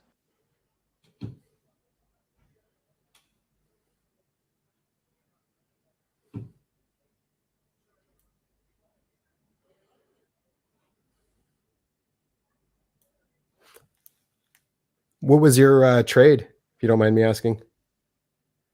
Most of my life I did IT. Oh yeah. I did customer service, and so there was a lot of different forms of that. But essentially, it was always just customer service, answering phones, typing in stuff, standing in a doorway, greeting people. And then I crossed over into IT, which was already a personal interest, and I kind of just monetized an already existing skill set. Hey, I'm back. Sorry for the interruption. Stuff died, and my mom got back. That's all good. But anyways, Zen was just telling us how he got into IT. Oh, yeah. I worked at a call center, which was I didn't know at the time, killing my soul. Yeah. Oh yeah, I knew it was definitely a scam, which was part of the reason why it hurt just to do it every day. Yeah. And then a random error came up on a computer screen, and I just glanced at it while I was walking by, going to my break, and I told the guy exactly how to fix it. So then he offered me a job, because apparently, they had hired like a team of people to try to figure out what the problem was, and I figured it out in less than 2 seconds. Nice. Well, that's good. You got a job that way. Well, that's what you got to do, Nico. You got to walk by a warehouse and be like, "Hey, where's the forklifter?" It's like, "Oh, I can do a forklifter. I got my license right here." Keep in mind, I already had like several years in that company, though. Oh yeah. Well, and it was a time of chaos. I was swinging a lot to use the proper nomenclature, and and people around me were not digging it, especially my employers. So I switched jobs, careers, companies, and buildings all within like a matter of weeks. Are you a chaos or order kind of guy? There's nothing wrong with either, but no, he's an OE. Yeah. No. Just trying to hear his take. I'm also what was pretty the word darn you used, sure. Ben? Oh, I asked if you were the control. How you don't like the control. Do you want to talk about that a little bit? How that gets you going? No, what I was asking was, are you a chaos or order kind of guy? Which path do you choose? Probably orderly and with an appreciation for chaos. So I try to embrace it in some ways, and then I like to watch it or dip my toe in it. So why do you like that? Why do you appreciate chaos and probably a dissatisfaction with the mundane and the status quo. So chaos is kind of an opportunity for something better, like it's that part of the cycle where something shitty is dying, Yeah.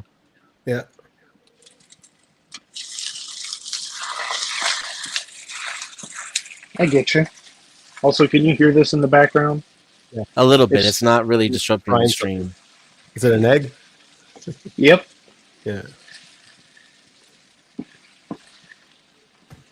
And look at that SE go.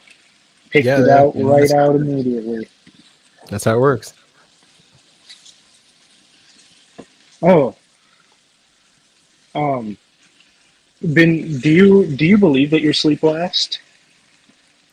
I don't like the animal system at all, to be honest. I don't. I mean, okay, it's like if you want to look at the entire population and just sort of cut the cake and be like, okay, you're this type and you're that type, that's one thing. But if like you want to talk about how cognition actually works, I don't think the animal system is, for me at least, it doesn't work. It's not real. Yeah. Okay, well, why is that? I don't know. I feel like I'm aware of all my animals and I use them all when they're needed, as they're needed. Yeah, I am a little bit too much in consume overall. But no, I don't know. I don't see any voids or anything that's imbalanced in the animals, except for maybe the consume. Yeah.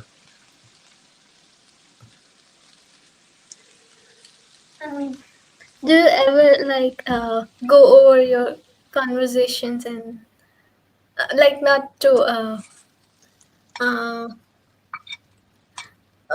take it as a fault, but just asking? Do you have a habit of going over your conversations, processing Yeah. them?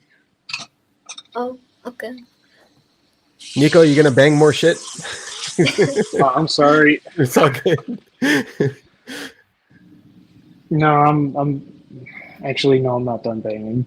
All right. One second. Well, let's I'm mute gonna you and bang away. Yeah, good.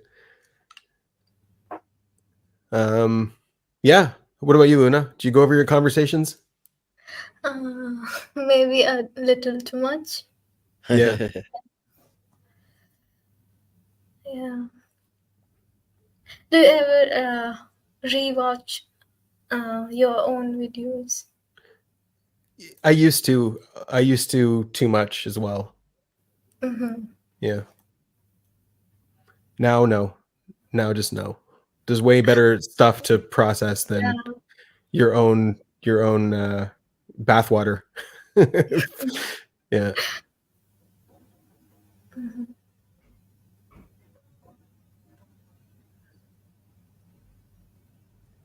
I had a question about this decider swing. So, you said you were processing your morality. So, what is the purpose of that? Is it that you want to process why this swing happened, or Oh no, to yeah, no, process? it's not connected to the morality. No, the morality is just it's a different framework that I was. Yeah. Okay, okay. I mean, so far it's holding up. I like the fact that we got to look at a different moral system today, and I can be like, oh yeah, my system's already doing that. Mm-hmm. Yeah. But the master slave system is an interesting way to look at it differently, and I like that one of Nietzsche. That was a good one. It's like adjacent. It's not. It's like Mm-hmm. the system I have is more broad. Like there's way more different moral concepts there, but his is it's a very good cut. Like I like that cut. It's a good cut that he made to be able to process things. So you don't find it It's the same cake. It's the same cake, but his cut and my cuts are different. okay. Yeah. Mm-hmm.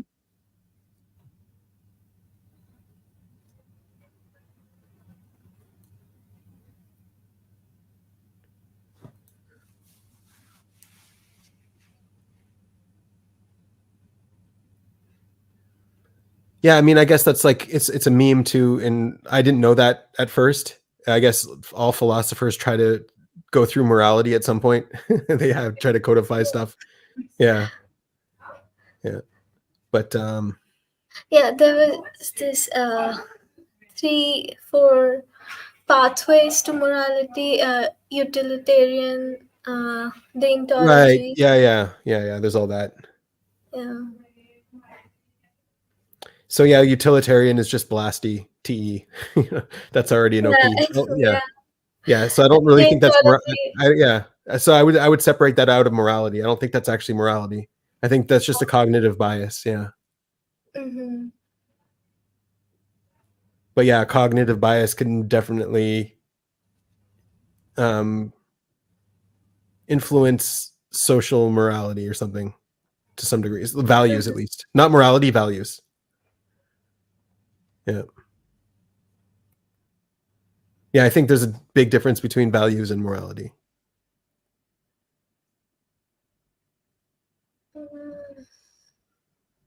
Hmm. But most people just kind of base their morality off their values, right? Kind of justify Not all the after the time. fact. So Yeah. No, I think you're close. I think you're right.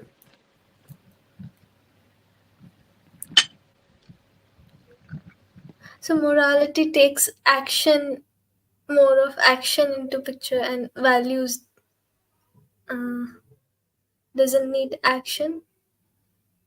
I wouldn't make that cut personally, but you could. Yeah, you could. You could look at action versus non-action. I think morality is independent of action, so you'll see it in action and you'll see it outside of action. You'll see it in talk, you'll see it in behavior, you'll see it in all kinds of stuff. It's prescriptive. Yeah. And like I like the differentiation too between subjective and collective, because there is definitely a collective cultural morality, and then there's a subjective morality, and those two both have their own will to power. Yeah, right. Right. And the fact that collective morality is still like made up of individual subjective moralities is a mind trip. Yeah. Well, I mean, some people just don't have a subjective morality and they just default completely to the collective one, and then they get a swing. And then there's the opposite and they get a swing. Yeah. But then that's more like a cognitive bias, and that's not morality itself. Like each of those moralities, like a collective morality will fall on my morality table, and then a subjective morality will fall on my morality table as well. Like they would both individually fall on the same cake, but it would be just a different piece, I guess. So that's yeah. Because like it's a subjective morality can be the same. Like I could have a Japanese subjective morality, like just to put it into terms, right? So the system still encapsulates my morality and the Japanese morality, but the difference is like between collective and subjective moralities is a different kind of distinction. So even if you made this diagram with let's say two polar opposites, mercy and vengeance, justice, yeah, mercy versus justice, yeah. So that doesn't necessarily mean you will always take decisions that are balanced equally, that balance both sides equally. Well, I mean, that's you get a whole bunch of value. Yeah, you get a whole bunch of value arguments because some people are arguing more for justice and some people are arguing more for mercy, for sure. And then you can take it too far. So like that's what the whole thing with the thing is. If you take it too far, justice can become like it can become theft. It can become what else do I have there? Cruelty, right? Justice can become cruelty. Is blind. Justice is blind, not heartless. Right. And then on the mercy side, it can become like catering. What I don't know what's the. Let me look what I have there. Yeah, it can become smothering. It can become excess. It can become stagnation. Right, all that mercy stuff can become inaction, complacency, pacifism. Yeah, and all that stuff is not good either.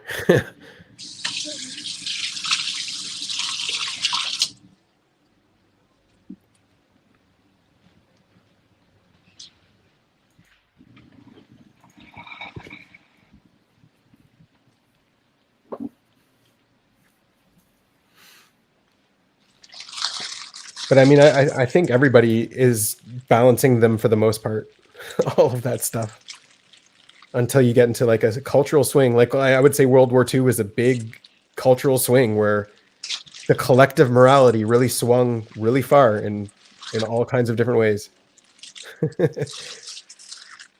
Yeah.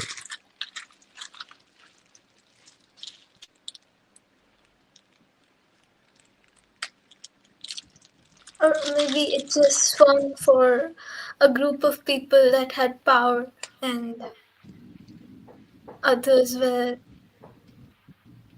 left with no option. I mean, like if you want to talk about Nazi Germany, there was a time where everyone would have voted for the Nazi party when they were winning.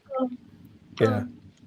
Well, if it did swing to say a group that's in power, that morality still would have percolated through the rest of the society, through the chattering class. You got cats outside. Well, I mean, like the same thing. You can't really have a revolution without a shift. You can't have like that. You can't have, Violence. well, yeah. There's like there's lots No, of the times in cat. history. Yeah. Oh, yeah. There's lots of times in history where you have revolutions. Lots of times in history where you have uprisings or where you have oppressions. You have dictatorships and all that kind of stuff. So like all that plays out there. And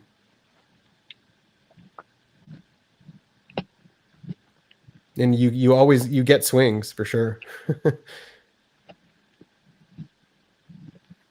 So what is this here? Objective morality starts with the praxis on individuals' perception of existence, to be or not to be. Do you value existence? Do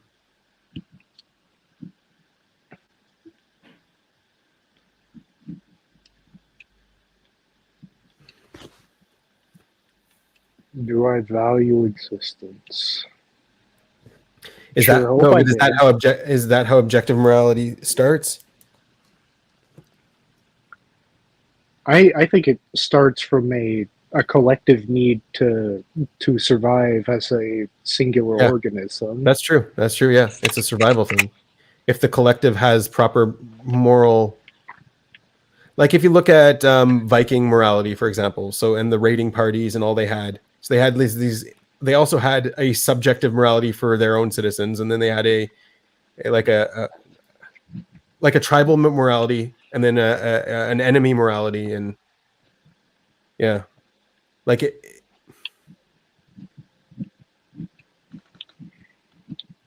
There's a reason why society moved away from that, because it's like there's an upgrade. You know what I mean? But then that would have their society would have been an upgrade from something before, where there was probably a lot more infighting and a lot, like every tribe would have its own thing.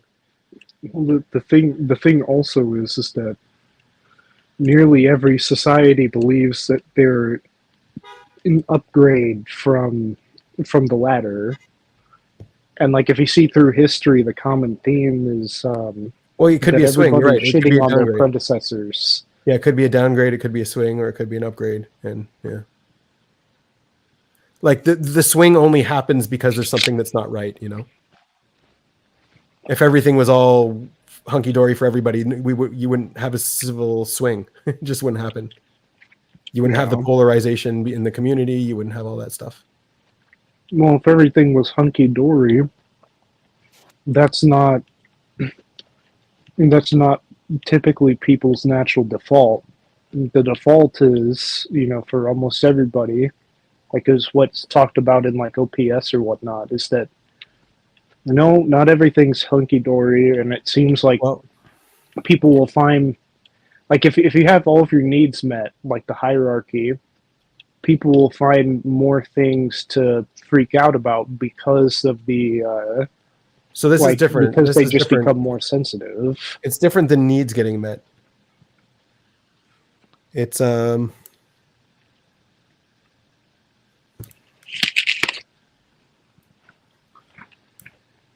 yeah, I think tribe morality is different than needs getting met. A lot of the time, they overlap. But like, I would say they overlap. Can the polarized units coalesce into an entity? You know what I mean? Until that happens, then there's no swing. So like if it doesn't work for just, like ancient Rome, they used to all of the handicap they used to just put out to pasture, right? And some societies, like all of the old people, they would all get rid of as well, right? And so like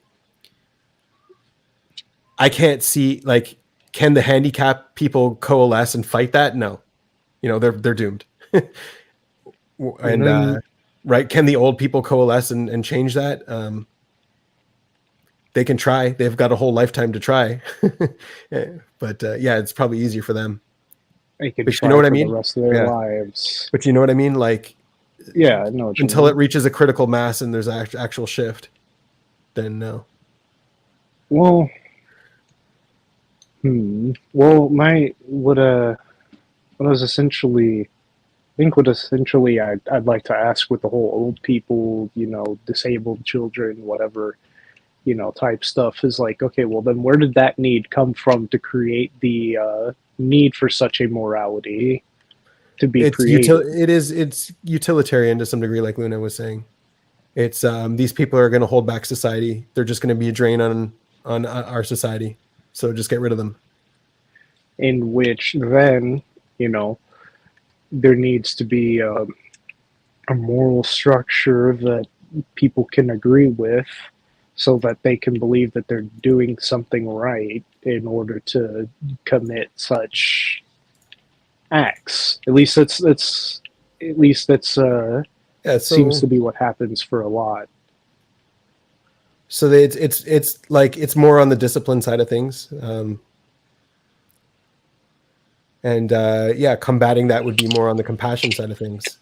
So I mean, like a moral structure like Christianity would naturally combat things, because Christianity is more of a compassion type morality system. So that would fight that. Mm-hmm. But then, like in the Christianity type system, you would end up with like stagnation, complacency, excess. You would end up with anarchy, sexual deviation, that kind of stuff.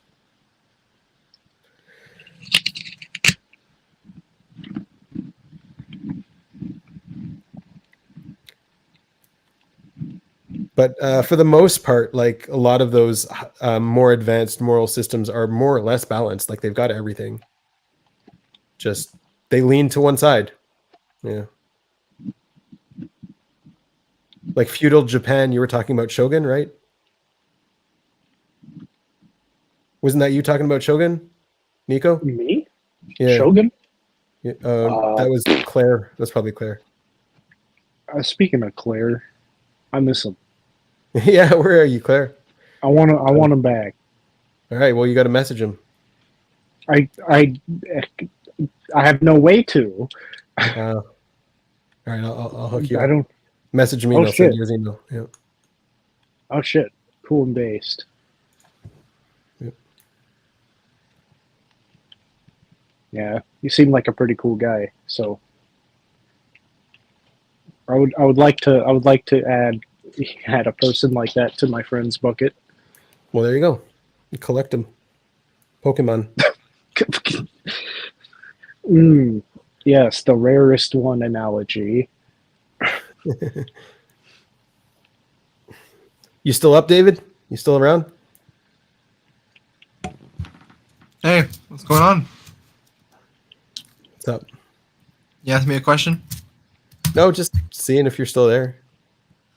Yeah, I'm checking in. I'm kind of doing some stuff, but yeah, I'm listening in the background. You can talk about morality still. What's going on about? You could channel change for us. We need a good channel change. You need a good channel change. Yeah. Why is everything that I like have something wrong with it? I feel like that's something I've been processing. Everything I like, there's just something I don't like about it. And that's intense. You never actually like anything. No, I really do like stuff. I'm just so upset that everything I do like really deeply, there's something inherently wrong, and there's something unlikable about it. So you're just figuring out that nothing is perfect in the world? Yeah, that. Yeah. Okay. Oof. Yeah. Why is nothing in the world perfect? That's interesting. That's a good question. Well, yeah. Why? It's hurtful. Things should just be perfect. And the question that it boils down to is like, okay, then what is true perfection? Without flaw, then what is flaw? Like, what is the concept of a flaw? All right. Okay. Even bigger channel change. Let's think about the tier list of the afterlife. Okay. Let's go over our possibilities, see what's up, and just deal with it. All right. So number one is there's heaven. That's what I'm talking about. I'm talking about heaven. There's perfection. There's no flaw.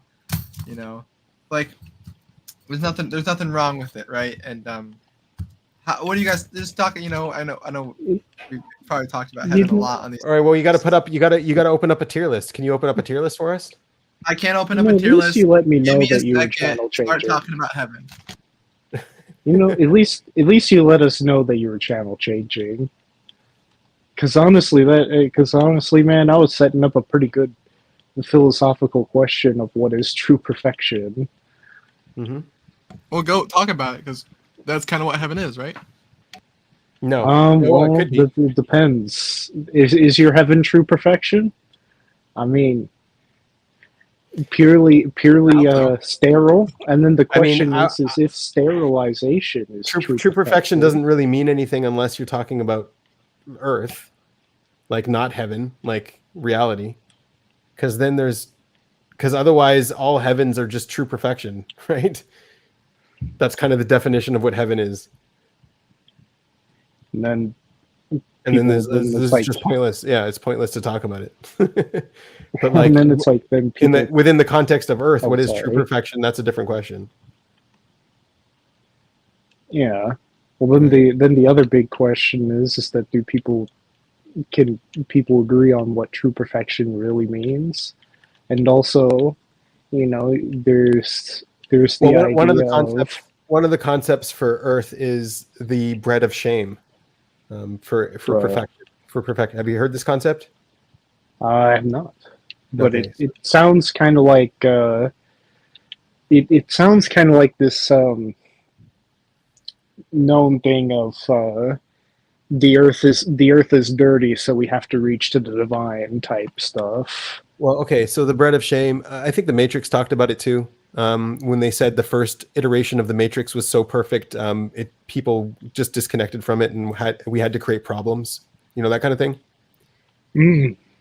So yeah, so the bread of shame is kind of like that. It's like, if you get all of your needs met and you don't ever have to work for it, then you have this inherent shame in receiving the bread, right? So you need to work for your bread in order to not feel shame in the bread. That's kind of the same. Well, that's the same idea as kind of what I was talking about before, of the whole value, like the whole money value system, with everything becoming so abundant that you don't truly need, like, yeah, you truly need stuff to survive, but it's not like a very right. Well, like, so that that's the thing. Like, if you were to create a heaven, so then you would presuppose that God is providing you with all your needs, and then you would have bread of shame. Whereas if there's a deficit in the world and we're meeting our own needs, then there's no more shame because we've produced it. It's from our own, right? And so like a perfect world is one where we've filled the voids. There are voids for us to fill, and we've filled those voids to the degree where we've perfected it. That's a perfect world. Yeah. And then if there are no, well, the thing is that after that, then there are no more voids to fill, in which it becomes sterile. So then that's where you rise above just like Maslow's hierarchy, right? So you got all of the basic needs all met. Fine. We've done that. Like, so there's no shame in accepting bread because our ancestors did that for us, right? So then you need to. But then you'd have to find a new level of value, right? You'd have to find a new arena to be creative in and to produce in. So whenever you're done filling holes, you just look for more holes to fill, and that's the game. Is that there? Well, I mean, what are we doing now? Are we filling holes now? Many. No. Right? We have all of our needs met for the rest of the week. So the time that we're spending now together is a choice, right? It's a different level in the hierarchy of needs. And are you getting meaning from this? I'm getting meaning from it, right? Yeah, of course. Well, there you go. So then the meaning changes. It's no longer meeting our needs. The meaning is now community or other kind of things, right? Philosophy. And now it's a need for community and philosophizing. Sure. Yeah. In which that would kind of loop back to, like, is there again? I'm not trying to undermine anything here, David? but it becomes another like hole to fill. Sorry, I'm working on. I'm trying to get the pictures right, but like Man, I don't know how to like change this color. Well, from make sure black you to get white. reincarnation in there and nirvana and what are all those heavens? The happy I'm hunting working. grounds. Get that in there. Mount Olympus. I don't know what is there. What are all the other different heavens that there are? I will get it. Just give me like 5 minutes, and I should have it. I should have it. Nothingness. That's got to be there. That's the one I'm trying to make, but I can't get the font. The biggest hole. Well, share your screen, man. Just share your screen. Okay. How about this? Hold on. I'll just steal somebody else's work. How about that? Bruh. All right. Sorry to interrupt you, Nico. Keep going. I just wanted to check. I'm ready. I'm ready if you are. What I was essentially saying was they posing the question of, okay, well, if we met our base needs and then we find other needs to meet, because clearly we're getting both value and meaning out of this, Right. and then that means that there's another need being met, aka another hole to fill.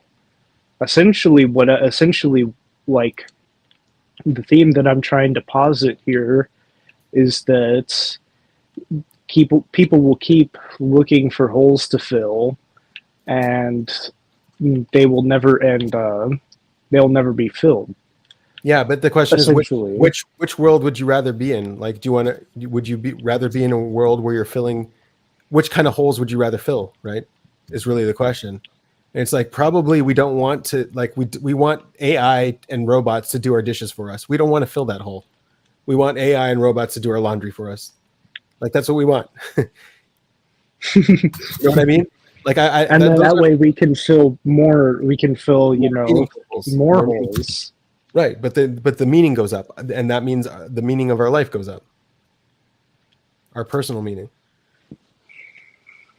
Yeah, I mean, certainly that's a pretty good take on it. Yeah. Based off of that's the danger. Exactly what you're talking about with this whole thing. Like at the top right there, you get the excess, you get the passivism, you get the smothering with all of this stuff.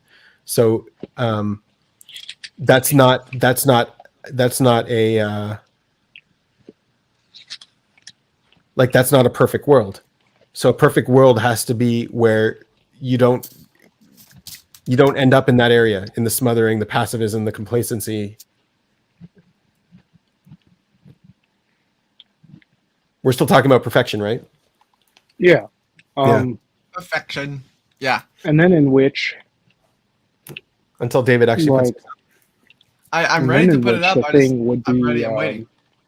We'll put it up. Okay, I'll put it up. Here we go. Boom. And then, like, the thing would be, what do you might call it? All right. So this is a tier list made by a certain YouTuber. Look it up. Afterlife tier list. Very interesting video. So here are 8 different ways that what happens after you die, and he put them into a tier list. Gave pretty deep explanations of each of them. I thought it was really cool. And now we have the opportunity. I just want to process it All right. out loud. I want to reduce reincarnation. I'll put it down to D. Okay. We'll get Brother does not want to come back. Yeah. Hold back your opinions. All right, let's start. No, well, we can make our own tier One list, shot, okay? one kill. No, okay. Let's start at nothing, okay? I don't want 9 lives. I don't want 5 lives. Okay, start at nothing. So nothing. Start at nothing. You die, and nothing happens. It goes black. You know what? consciousness- I would put nothing in its own tier because we won't exist to be able to rank it. So what's the point? Yeah, you know what? No, Don't put it in a tier. Okay, don't put nothing in a tier. That's still not the point. Okay, that's like Don't for tier all it. these. Okay. All right. I won't care. So nothing is neutral. That's why it's B tier. Oh my gosh. This is the point in the ranking system. Luna wants to say something. We got Luna in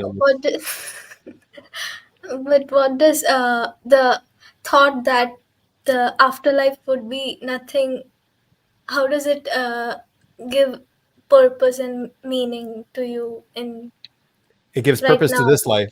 Yeah. Yeah, it gives purpose to this life. Yeah. Right. You You're right. live this one as well as you could. That's You're right. Exactly So nothing, right, Luna. Okay, so I would put nothing at S tier because it gives more purpose. We can do this ranking then. Which one gives more purpose to this life? Because I mean, everything needs an end.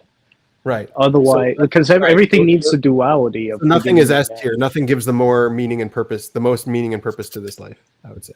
If that's what you're basing it off of, or basing it off of. Would you agree? Yeah. Like, which one would you rather have if you think that's it?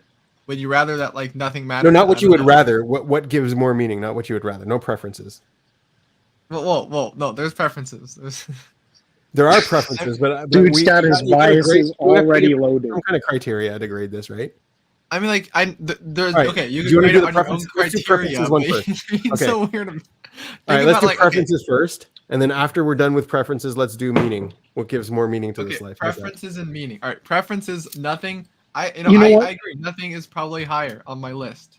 Of probably preferences or of meaning? Of preferences, it's probably at the bottom. No, I like it. It's great. It's very nihilistic. If it's at the top. You like it? Hooray for nihilism! So, like, from the strikes again. From the perspective of right now in my life right now, what would I want to happen to me when I die? Nothing I would not want to happen to me when I die. But does it give me the most meaning when I'm alive? Yes. Will I care once I'm dead? No. So only from when I'm alive, the preference for nothing is low.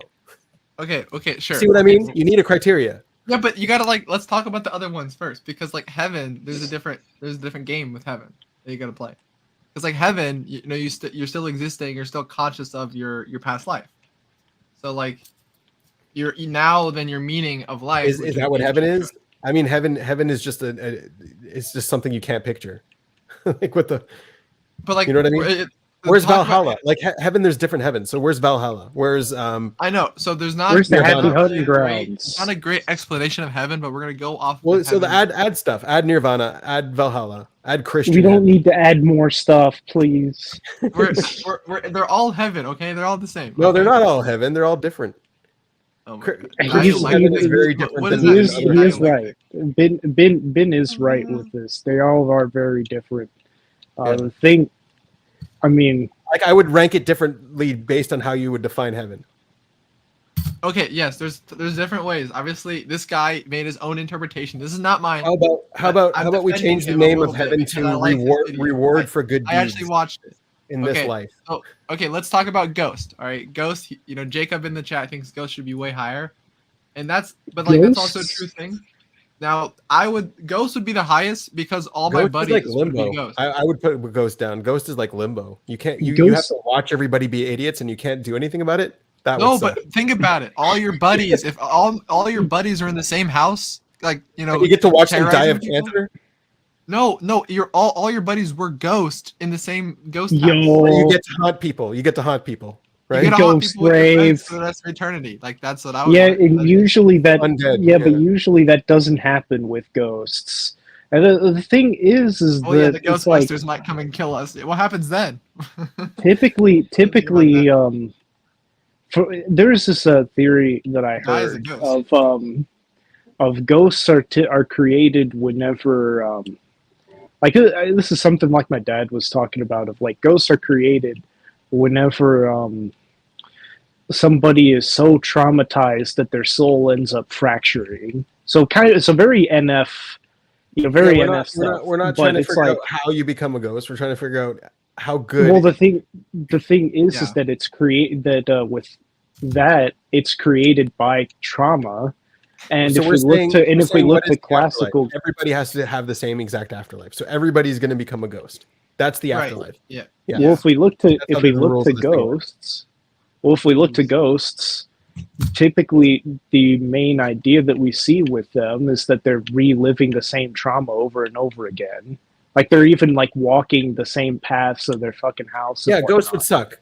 I don't know how it would change the meaning for this life. Like I like that. They would fucking suck. Yeah. Luna had a. I think I like Luna's criteria the best. Like how would it change the meaning? Like that's an actual thought process. I know, but it's just like, which one would you want? If you want more meaning, then great. If you don't want, I know that one. I want to change that one. You have another video on that one. I like Luna's better. We're gonna make our own video on that one.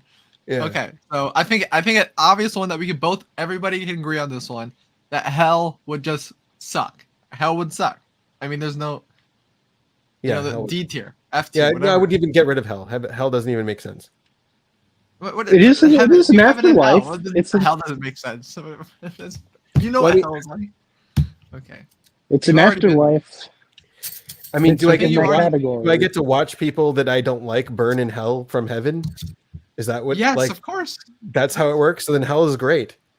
Like, what are you talking about? Okay, I'm a decider. Heaven. Okay. Here's the problem with the heaven. All right, is that you're there forever. If I made it to heaven, I wouldn't care about hell. Right? No. They talked about this. You know, have you seen The Good Place? You know The Good Place is? But that's a different heaven. It's the same concept. They're so close. No. And the point is that they're there forever. They do everything they want in life. They complete everything everyone wants to do. They get everything, and then there's nothing. There's nothing left to do. That's the exact same concept as the first Matrix. It's the same concept of bread of shame. Yeah, it's the same concept of well, now you've lost purpose. Yeah, all the holes so like that's where heaven wouldn't be as great as though it sounds. Well, great. then that's not heaven, right? And yeah, sterility, true perfection isn't true heaven. But it's like forever. It's so long. I don't know. But if there's different ways. You know, if you could brainwash yourself and you forget, and then you remember, and then you know you have the experience. Like, yeah, there's heaven's heaven, right? But there's a lot of different scenarios for heaven. All right. So, what do you think about infinite loop? For example, Nietzsche used the infinite loop. He's the one who invented the infinite loop. So Nietzsche goes at length about the infinite loop as a way to conceptualize our lives, as a way to frame our own lives and give meaning to our own lives. It sounds like fate, right? You have a certain fate. No, it's you relive the same life, make all the same decisions. You're unaware that you've already had this life. It's as if you only have one life, but you have the same life over and over and over again. And when you die, I figured that out before. Yeah. So he goes into it because it does give meaning to this life. That's why he thinks about it, because it gives meaning to everything you do. You're gonna have to be happy an infinite amount of times that one time. So like everything you do is gonna have infinite meaning and it only makes this life more of a focus, and that's why he developed it like that. I didn't know that somebody actually came up with, like, I thought I came up with that on my own. It's Groundhog Day, only you're one of the NPCs. Yeah, so it's like that's happening Groundhog Day. Yeah. So everybody's having their own infinite loop. That's interesting to think about. Yeah. No, the world is having its own infinite loop. So it's like Groundhog Day, but no one is changing the Groundhog Day. Everyone's living out the same thing over and over again. I think about that one, but like I don't know how it gives meaning, because it just feels like it feels like fate. It feels like it's just this is what's supposed to happen. No matter what. No, it makes everything that does happen be eternal. It makes everything that does happen have to happen over and over again. So it gives so much more meaning to all of your choices, and it gives so much more meaning. Like that's what Nietzsche was philosophizing about. Because everything you're not doing has never existed, or something like that. That's not where he was going, but I know it's kind of like that, where it's like it gives meaning to everything that is happening, because everything that's not happening will never happen. Ever. Sure. That makes essentially everything more true. And my shit died again. Fuck. Anyway, I would put that as A tier for the amount of meaning it gives to this life. A tier, okay. Yeah, okay. Put that A tier. Can we get rid of all this stuff so that it's not sitting here? Can you put it like down to the bottom so we don't have it on any of the tiers yet? I can't move his tier list, but like you can't move the tier list? It's in a video. David, I'm gonna need to replace you. Sorry, man. I'm not the truest ITP. I know. I don't have the best tech skills. Yeah. Oh my god, he's not a real. I was trying to make a tier list. Over here, but like it takes a lot of work. You have to download all the images and then write on the text of all the images, and like I didn't have time to do that. He's not a true INTP. He did TP. Oh god, get him! Get him! You don't have to make the tier list before we start ranking it. Just like start clipping pictures. We can find pictures together. All right, fine. We just won't have any words on. Maybe we'll find words. All right, let's. Okay, boom. Or you can also just copy and paste that one. Go to that other one and be like snipping tool. You know what? No words. Only abstract primordial. All right. Okay. I will start putting the images in. We'll start with nothing. Okay. All right. Start with No words. No words. Only No, he's gonna abstract copy paste it. primordial images from the No, no. beyond. We got it. Alrighty. Okay, nothing. What is it? S tier? You like that one a lot? Yeah, that gives a lot of meaning to our life. What do you think? Can I get rid of this? It's not do I like it. It's does it give how much meaning does it give to our life? Oh, okay. I see. We switched topics from the whole groundhog thing. I wasn't finished processing on that. Oh, we'll process that one. We'll process that one when we get to put it. What do you think? Do you think nothing is S tier? I'll defer to It's pretty S. Yeah. What do you think, Luna? Yeah, definitely my favorite. Because that means that there's an end, and that means that everything here has then that means everything more here is more true and more meaningful. There you go. And the infinite loop, I would put it as A tier. I don't think it gives more meaning than nothing. Yeah, but it does. I give mean, a lot it's of like the same argument can be made, like for the loop of like, hey, look, it gives more meaning by emplacing more value on what already is. But the thing is that compared to, well, okay, I guess both of them kind of suck, because it's like one. All right, pick a tier. They hang on. I'm thinking. Moving too fast. David, pick a tier for infinite loop. I'm processing, damn it. I am putting in the other videos, the other pictures as we speak. All right, Let me. infinite loop A. Is that what you think? That's what Luna said. Dude is doing so much DE right now. Bro, I didn't say that. What are you talking about? Dude's in that mode right now. I'm in double observing mode. All right, all right. Now, Nico, do you agree or disagree with A tier for infinite loop? Yeah, higher or lower? What do you think? What's your feeling? I looked at infinite loop and I looked to nothing, and I'm like, I can see the same conclusion being made. You're gonna go and have a good day tomorrow. Which one gives more meaning to that good day? Probably the end. Rather than I'm just gonna keep having that good day over and over again. Yeah. I think at a certain point Groundhog Day sterilizes it. Yeah. Though that is something that I did puzzle over quite a bit several years back. Like, if you philosophically think about it, they're both kind of the same thing. And one of them you're just going to have to repeat so many times. So it makes this life like such a repetitive thing. But the reason it doesn't give meaning, I think, is because delicacy, something that's delicate, something that's temporary, is more meaningful than something that is you're going to have to do over and over again. Yeah. Like if you're only ever going to see this sunrise once, that is a lot of meaning to that sunrise. Mm-hmm. And that's why like, you see some young people. That's why you see some. That's why you see some young people. Heaven, you can see it as many times as you want. And then so it removes meaning. Heaven doesn't give a lot of meaning to this life, does it? Give some meaning. All right, what's the next one? Heaven. And so like, there's so many people that are like heaven S tier. Like, there's like a million of the and I don't want to. Well, how much meaning does heaven give to this life? I'm standing for heaven as S tier. I'm just saying heaven's S tier. Well, all of your actions get rewarded. It produces infinite bliss for you. All of your actions, or infinite damnation. Right. That's it give meaning? It gives meaning to all of your decisions and all of what you're. Both heaven and hell give a lot of meaning. I would put them together because it's essentially the same thing.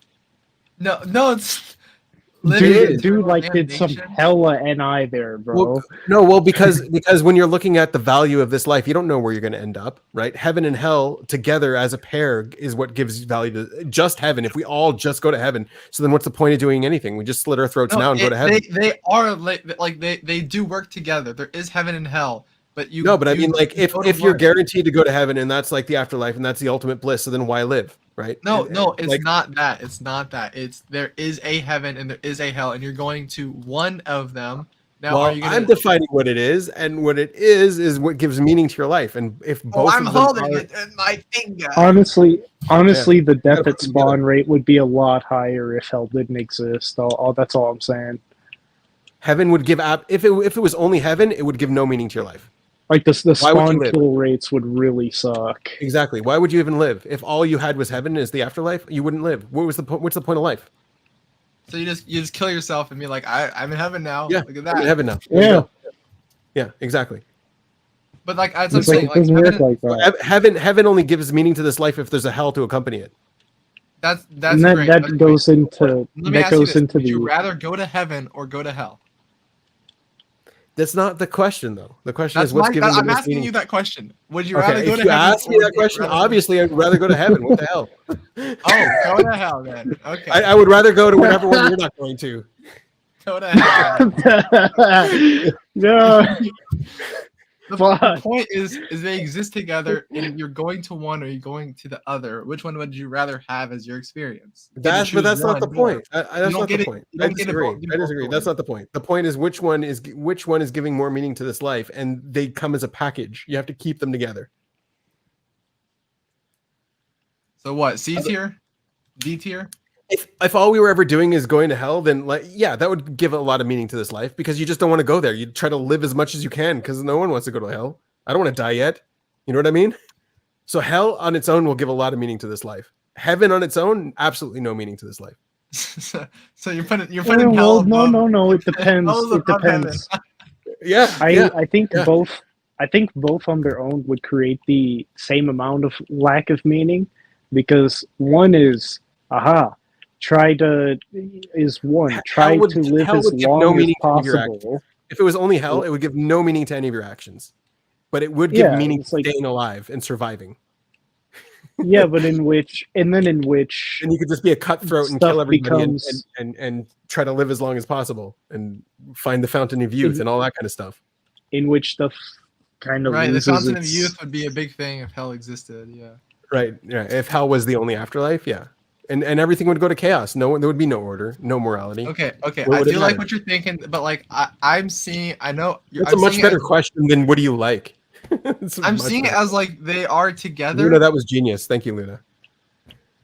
What are they like? Yeah, I don't know. Like, what is it like? Yeah. I mean, I see what you mean. I completely agree that like heaven and hell are together. They come as a package. And then as a package, I would say they're A tier, giving meaning to your life. So like, you give them A tier. Well, no, you know what? Okay, you know what? You would still not.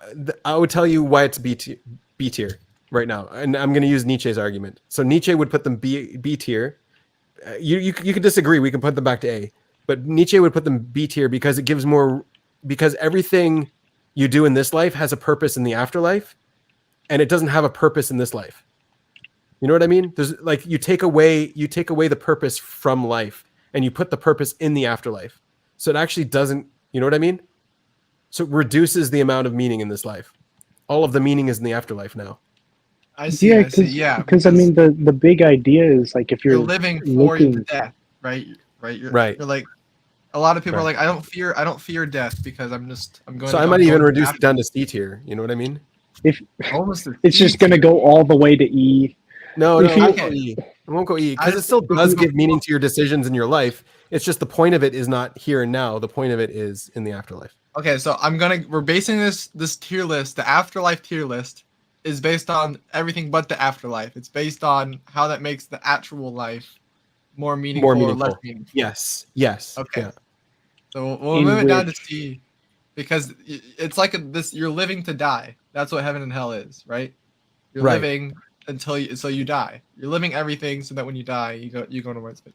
Infinite That's loop, on the other hand, is better because you're living the life you're supposed to be living, and everything in that That's right. life is rare and unique to that life, and it keeps happening. And you have to over and experience over it and over and over again. Yeah. Yeah. What's that other one? What's that one beside nothing? I don't remember putting anything there. What is that? This is a picture of my dog. Okay, it could stay S tier. This is the most meaningful thing you can ever have. All right, and there's okay, no you can leave that argument. S tier. No We worries. can just move on. If it's the most meaningful thing I ever have, I'm just gonna like pop Don't some argue. lead SE stuff and take All it. right, so Your reincarnation. dog makes this life more meaningful. You can reincarnate into my dog. No, How about C tier. That's S tier. You reincarnate into my dog. Like that's. It doesn't make this life any better. Reincarnation, like it doesn't make this life more meaningful. You're just gonna live another life afterwards. But doesn't make life as a whole more meaningful because you have more lives. No. It turns it into a cool little adventure game. Because like this goes into what is it? The other thing is like, okay, if you're gonna take reincarnation, then you also have to take like it as a heaven or hell. Like if you're like karma, you're gonna have to take karma into, you know what I mean? Because that's what's based off of. Yeah. Yeah, it's like you're gonna live your next life as a male praying mantis. Enjoy. You know what I mean? Right. Like, Yeah. That's the basis of reincarnation. It's based off of. So if you have karma, so does karma make this life more meaningful? Sure. Yeah. I would go B tier. Sure. Karma together with reincarnation makes this life more meaningful.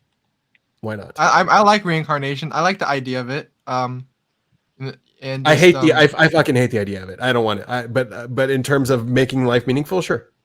He fucking I do feel idea. That was some masculine like right I know there. this is totally BS, but like there's like these videos on YouTube or TikTok, and like they have like this like bird that keeps flying like near them or whatever. I don't want to come back as anything. Yeah, I know what you mean. Yeah, like some it's people, my grandpa. He just yeah. died, and like he's back. Or you see a deer playing soccer with some kids. It's like, how did the deer start playing soccer? Like, what is that? It knew. It just knew. Yeah, I'm saying I'm not saying reincarnation is false. Maybe reincarnation is real. Like I'm not saying that. But in terms of, I know you don't like. I think there's some like niche. I don't like. Do I want to come back as some prey animal? No thanks. No thanks. But do I want to stare at grass and eat grass all day? No. Dude wants to come back and be a predator. Just thinking about it right now, looking at this baby, there's one problem with the infinite loop. Is that like if you're a baby and you die really early, like you're just getting spawn killed. Like that's just I wouldn't want that life. Yeah, but we're not talking about the baby's life. We're talking about my life. Yeah, but you're a baby. I didn't get spawn killed, right? You get spawn killed. We're talking about all our lives. We all made it past infanthood. We didn't get spawn killed. Okay, good. We didn't get spawn killed. Yeah. All right. You think we? Hey, you know what? Then they would have gotten into heaven a lot easier. What do you think about reincarnation and karma, Luna? This is your thing. Do you think it adds a lot of meaning to our life?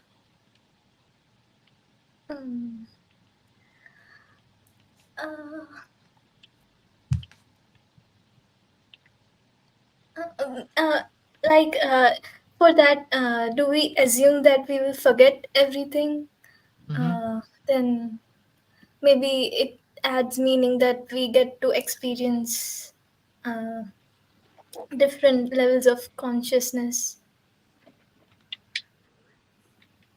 My argument is just like, let's say you have to come back as a deer 10,000 times, and you have to come back. You know what I mean? Let's say you have to come back as as all different kinds of humans another 1,000 times. It's like, but you don't. It reduces the meaning of our lives. It reduces the meaning of like each one of our lives. It's all just part of a. But you're forgetting the idea that you forget. Yeah, you are saying that a deer's life wouldn't be meaningful, but that's because you're evaluating 1,000 deer's life wouldn't make any one of those deer's lives more meaningful than another. No, but you are evaluating the meaning of a deer's life from your perspective instead of a deer's perspective. Right. A deer's life is probably meaningful to the deer because it doesn't have your level of consciousness. But does it add my life that I'm gonna like that I don't know what I'm gonna come back as, but I'm gonna come like my life right now to our reality. Like that's the one thing we all have, right? We all have a life. We're all living in reality right now. Does it add meaning to this life right now to believe in reincarnation or that reincarnation is real?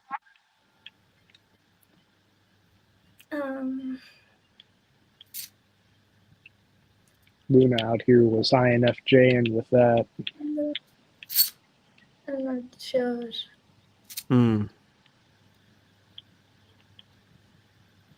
I'd say somewhat because whatever you left behind is whatever you take with you. That's kind of besides the meaning. Does the fact that you were Cleopatra in a past life, David, just like everyone else in the world, does that add value to your life? Does that add meaning to your life? Oh my God, she's literally me. Right? I mean, that's the most popular character that everyone says they were in a past life. Yeah, I get it. No, does that add meaning to your life? To this life right now?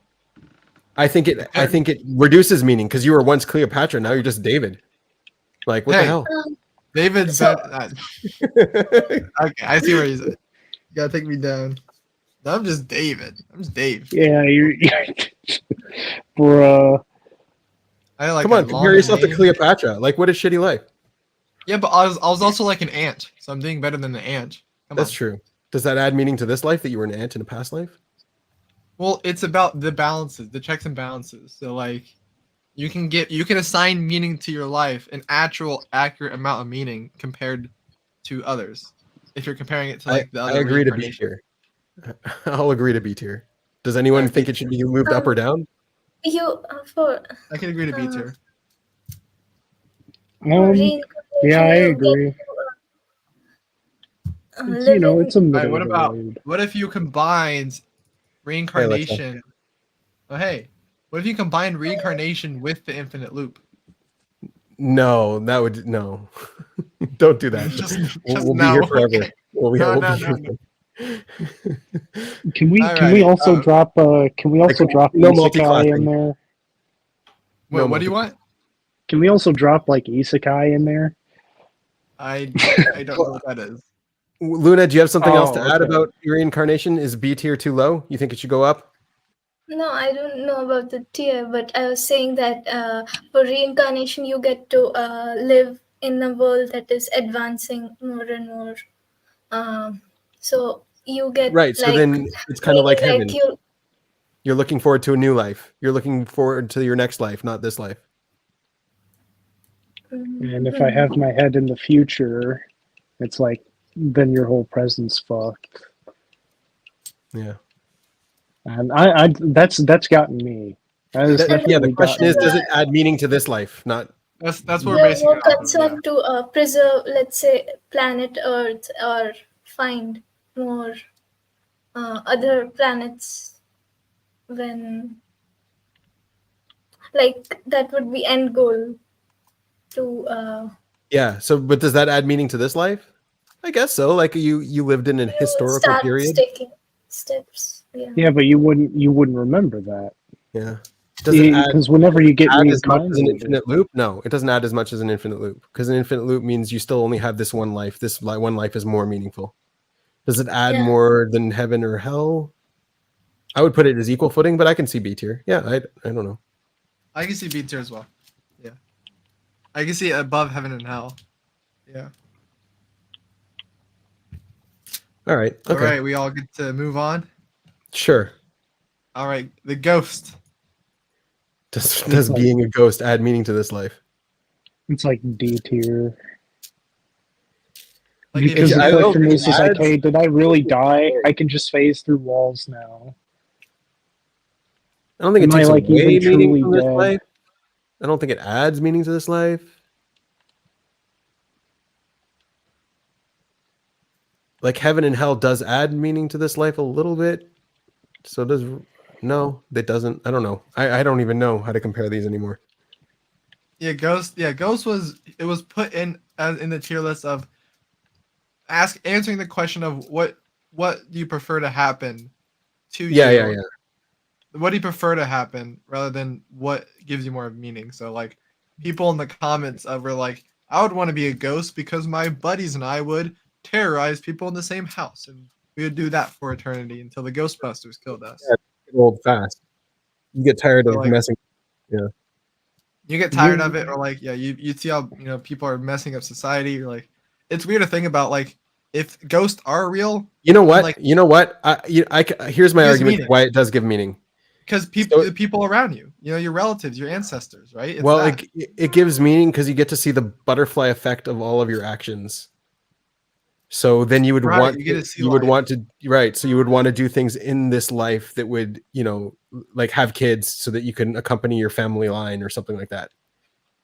Yeah, man. Wow, that's exactly it. Yeah, you get to Yeah. see life, and then because like I was just imagining it, like I remember I was younger, like trying to imagine like if ghosts were real, and I thought about like my grandparents or their grandparents, like, oh, they're watching me, like can like Yeah, your everybody, like, stop ancestors are all watching there. me? Yeah, force ghosts. They're all here, They're all force ghosts.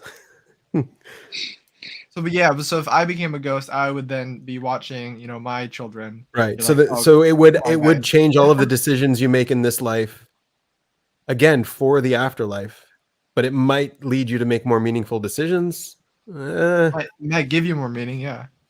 but not give you more meaning. But is it better than, is it nothingness level of meaning? Like, No. because in a way, it's like heaven, where you kind of. I would go exist B there tier. You know forever. what? B tier is okay. It's close to A tier. I'll say it's better than reincarnation. I could put it. You think it's better? In terms of meaning? Oh, yeah, well, we'll just put it at B reincarnation? tier. We don't have to say what's better. Let's leave it there. Well, I would say like it is a form right. of reincarnation, right? So there's that. Yeah. You reincarnate to a ghost. It's different, but like kind of similar. All right, here's the next one.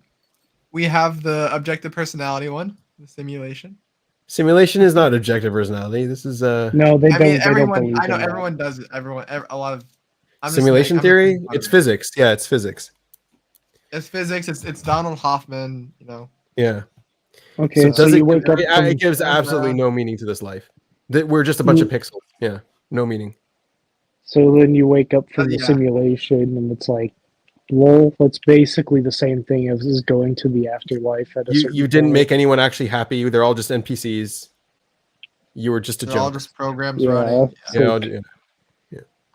Yeah, that would fucking suck. You didn't actually there was no true community. It was all just it's like go have an AI girlfriend in this life instead of a real girlfriend, like there's no meaning in that. Right. That would hurt. I've seen so many examples of people getting attached to AI girlfriends and whatnot. And it's like, damn, I'm not sure whether to be pissed off or just feel bad for them or because it's like, shit. Imagine being that isolated to the point where, to the point where you get the only form of true love you get was the only true love you get is from pixels or from yourself. From the way you're projecting onto it a sentient being, and it's just dumb. It doesn't give you any meaning. It but destroys you can make life. your own meaning at that point, right? You could but if your own meaning disappears, it's like there's no I don't know. You'd assume that there's no meaning. We're in the Matrix. I just wake up from my Matrix pod or whatever. It's I get that, but you have your own meaning is assigned to you or something like that. If you knew you're in the simulation, it depends if you know it. Obviously this is assuming that you know it. This becomes your okay. Let's say none of these are real. Let's say nothing is the only real one. That's what happens when you die. Just nothing. But you choose a belief system to give this life a different amount of whatever, something else, because nothing is hard to believe. Even though it's the one that gives you the most meaning in this life, you choose another one for whatever reason. Does it change? Does it reduce the amount of meaning in your life? So believing in a simulation over the reality of nothing reduces the amount of meaning in your life, even though it gives you comfort in this life. It does give comfort. There is a level of comfort to believing that or seeing that. But like if you were in a simulation, you wouldn't know. Like I'm imagining the Matrix movie. Like they don't know they're in a simulation. They think their lives are meaningful. But it's all simulation then. It's not meaningful. So like let's say the actual thing that happens when you die is not on this list. We have no idea what it is. We're just picking whatever we want, whatever would give us meaning. Yeah. Well, like that's what I'm saying. Like with the heaven is like there's some sort of heaven or some sort of hell, and there could be Valhalla. There could be all the other ones, and then there's just nothingness. So there is no heaven, no hell.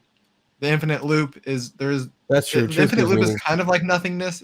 Well, whichever one is true would give the most meaning. Sure, that's Alexa's point. Like even let's say we are in a simulation, and so would our life get a lot of meaning by believing something other than the truth? No. Well, I think think like something other than the truth. Yeah, I thought you said the truth. Yeah, something. Yeah. If simulation was the truth and we started believing in something else, would that give our lives more meaning? No. Yeah, it's like, our lives are still just as meaningless. Why didn't Neo take the red pill, right? Yeah, that's different because there's a reality outside of the simulation. Here we're talking about this life is just a simulation. So the existence of a simulation implies that there would be something simulating it, which would mean that there is something outside of the simulation. Great, but does that give any meaning to your simulated life? No. Nope. Yeah. So D. Done. You think D? Yeah. Luna, we gotta. You've been storing up your ammo. What do you got? I agree. Sorry, there's raining here. I think you can hear it. No, we can't hear it. You can leave your mic on. Oh, okay. Man, these thinker talks are always good. I always fucking enjoy these. What's your hesitation, David? Why can't you just stick it in D tier? What's wrong? Because it might be the reality. Might be the reality. Okay, but let's say then all of these could be the reality. Yeah, exactly. Even if it is makes reality, no sense. It gives our life makes no no meaning. sense. We don't truly know. Okay, That's same thing. Like with, so the criteria is wherever this is on the tier list, that is the reality, and you're aware that that's the reality. How's that? Okay, cool. Oh, okay. Well, then okay, I know you're aware of it. Yeah. Then nothingness goes way. I mean, no, it nothingness doesn't. goes way up, right? Exactly. Nothingness will have to go past. That's what I mean. S tier. Like we didn't talk Because about that would mean that loop. there's an end. How would you be aware that it's an infinite loop? It doesn't matter. You got let in on the secret. Doesn't add meaning to your life. That's the truth. It is the infinite loop. That is the truth, and you know it. But that doesn't change anything, though. Unfortunately. Yeah, then it does. Okay, so Nietzsche's whole philosophical argument is that it does, because every single moment is eternally going to be repeated. So every single moment is very significant. Even trying to figure out where to put simulation is yes, exactly. Yeah. Does the infinite loop give meaning to where to place the infinite loop? All right. So okay. Because you're taking this really seriously. This must mean a lot to you. Something's giving this meaning. Is it the infinite loop? I don't know. I'm just arguing, and it doesn't mean anything. Yeah, I know. Yeah, the simulation could be an infinite loop, right? It could just be your life. Oh my god, there's no cross class. There's no multi-classing. I'm just I'm connecting all these. I'm wait, right. That could be. Okay. All right, can we put it in D tier? Are we done? Nico, where this must mean a lot to me. No, I'm just arguing. You see, also proceeds to leave and then cries in the shower later. I'm in C tier. Claire's right. Claire's right. You're just arguing because you like it. Shut up.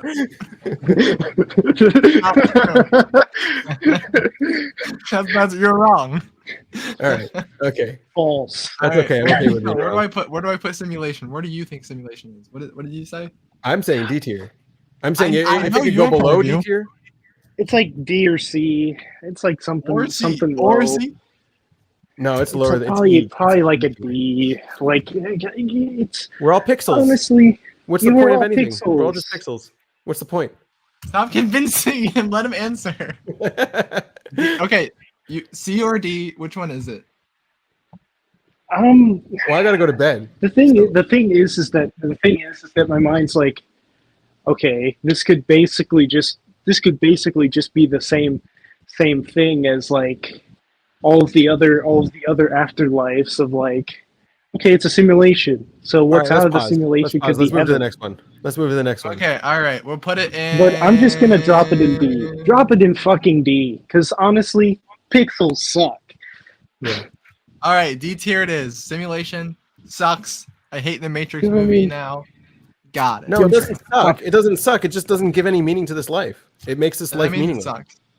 Yeah, there is not really much meaning, and I can agree with that. There's not too much meaning. All right, one All with right. everything. One with everything, one with all. So if you don't understand this, it's like when you die, you become into you fall into the collective unconscious. You know what Carl Jung talks about, like the death. You experience every murder, you know, every person that gets tortured, all of it. You experience every joy, every time someone's done cocaine, you know, stuff like that. It's, Cool. So you just become God. experience- you jump into the collective unconscious. You become one with everybody. The Force? Sounds like the Force. You return to the Force. Yes. To experience something like joy, shouldn't you be a sentient being? Like, No, you experience everybody's joy and everybody's hate. All this, you know, you're all of it. You feel all of the FE. Yeah. From their perspective, yeah. This is the same as infinite loop combined with reincarnation. This is nothing like it. Okay. Well, it's closer to it's closer to reincarnation than infinite loop, but yeah. It's reincarnation and infinite loop at the same time. The NA versus you have to NI it's like dichotomy. reincarnation, but you have to live your life as everything. So like yeah, it's like make more positive, better decisions that have like ripple effects. So when you die, you're able to jump into a more positive, you know, collective. That's kind of like karma, but right? why would any of the experience make any sense if you're not a sentient being? Like, why would joy or sorrow matter to you if you're not a sentient being? I'll tell you why it adds meaning to this life, because everyone that's in every one of you that is at one with all gets to experience your life too. So you're sharing your life with everything. You know, honestly, that sounds it's pretty literally cool. like what Nico said. You're getting in touch with the FE. It's the lead TI. We finally it's the FE. The FE You know what? That does sound like a form of its own bliss. So yeah, I would put that as a S tier with nothing. Why not? You're sharing your life with everything.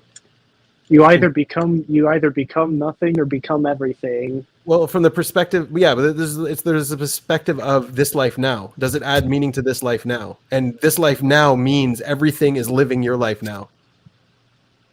Something is accompanying you. Yeah.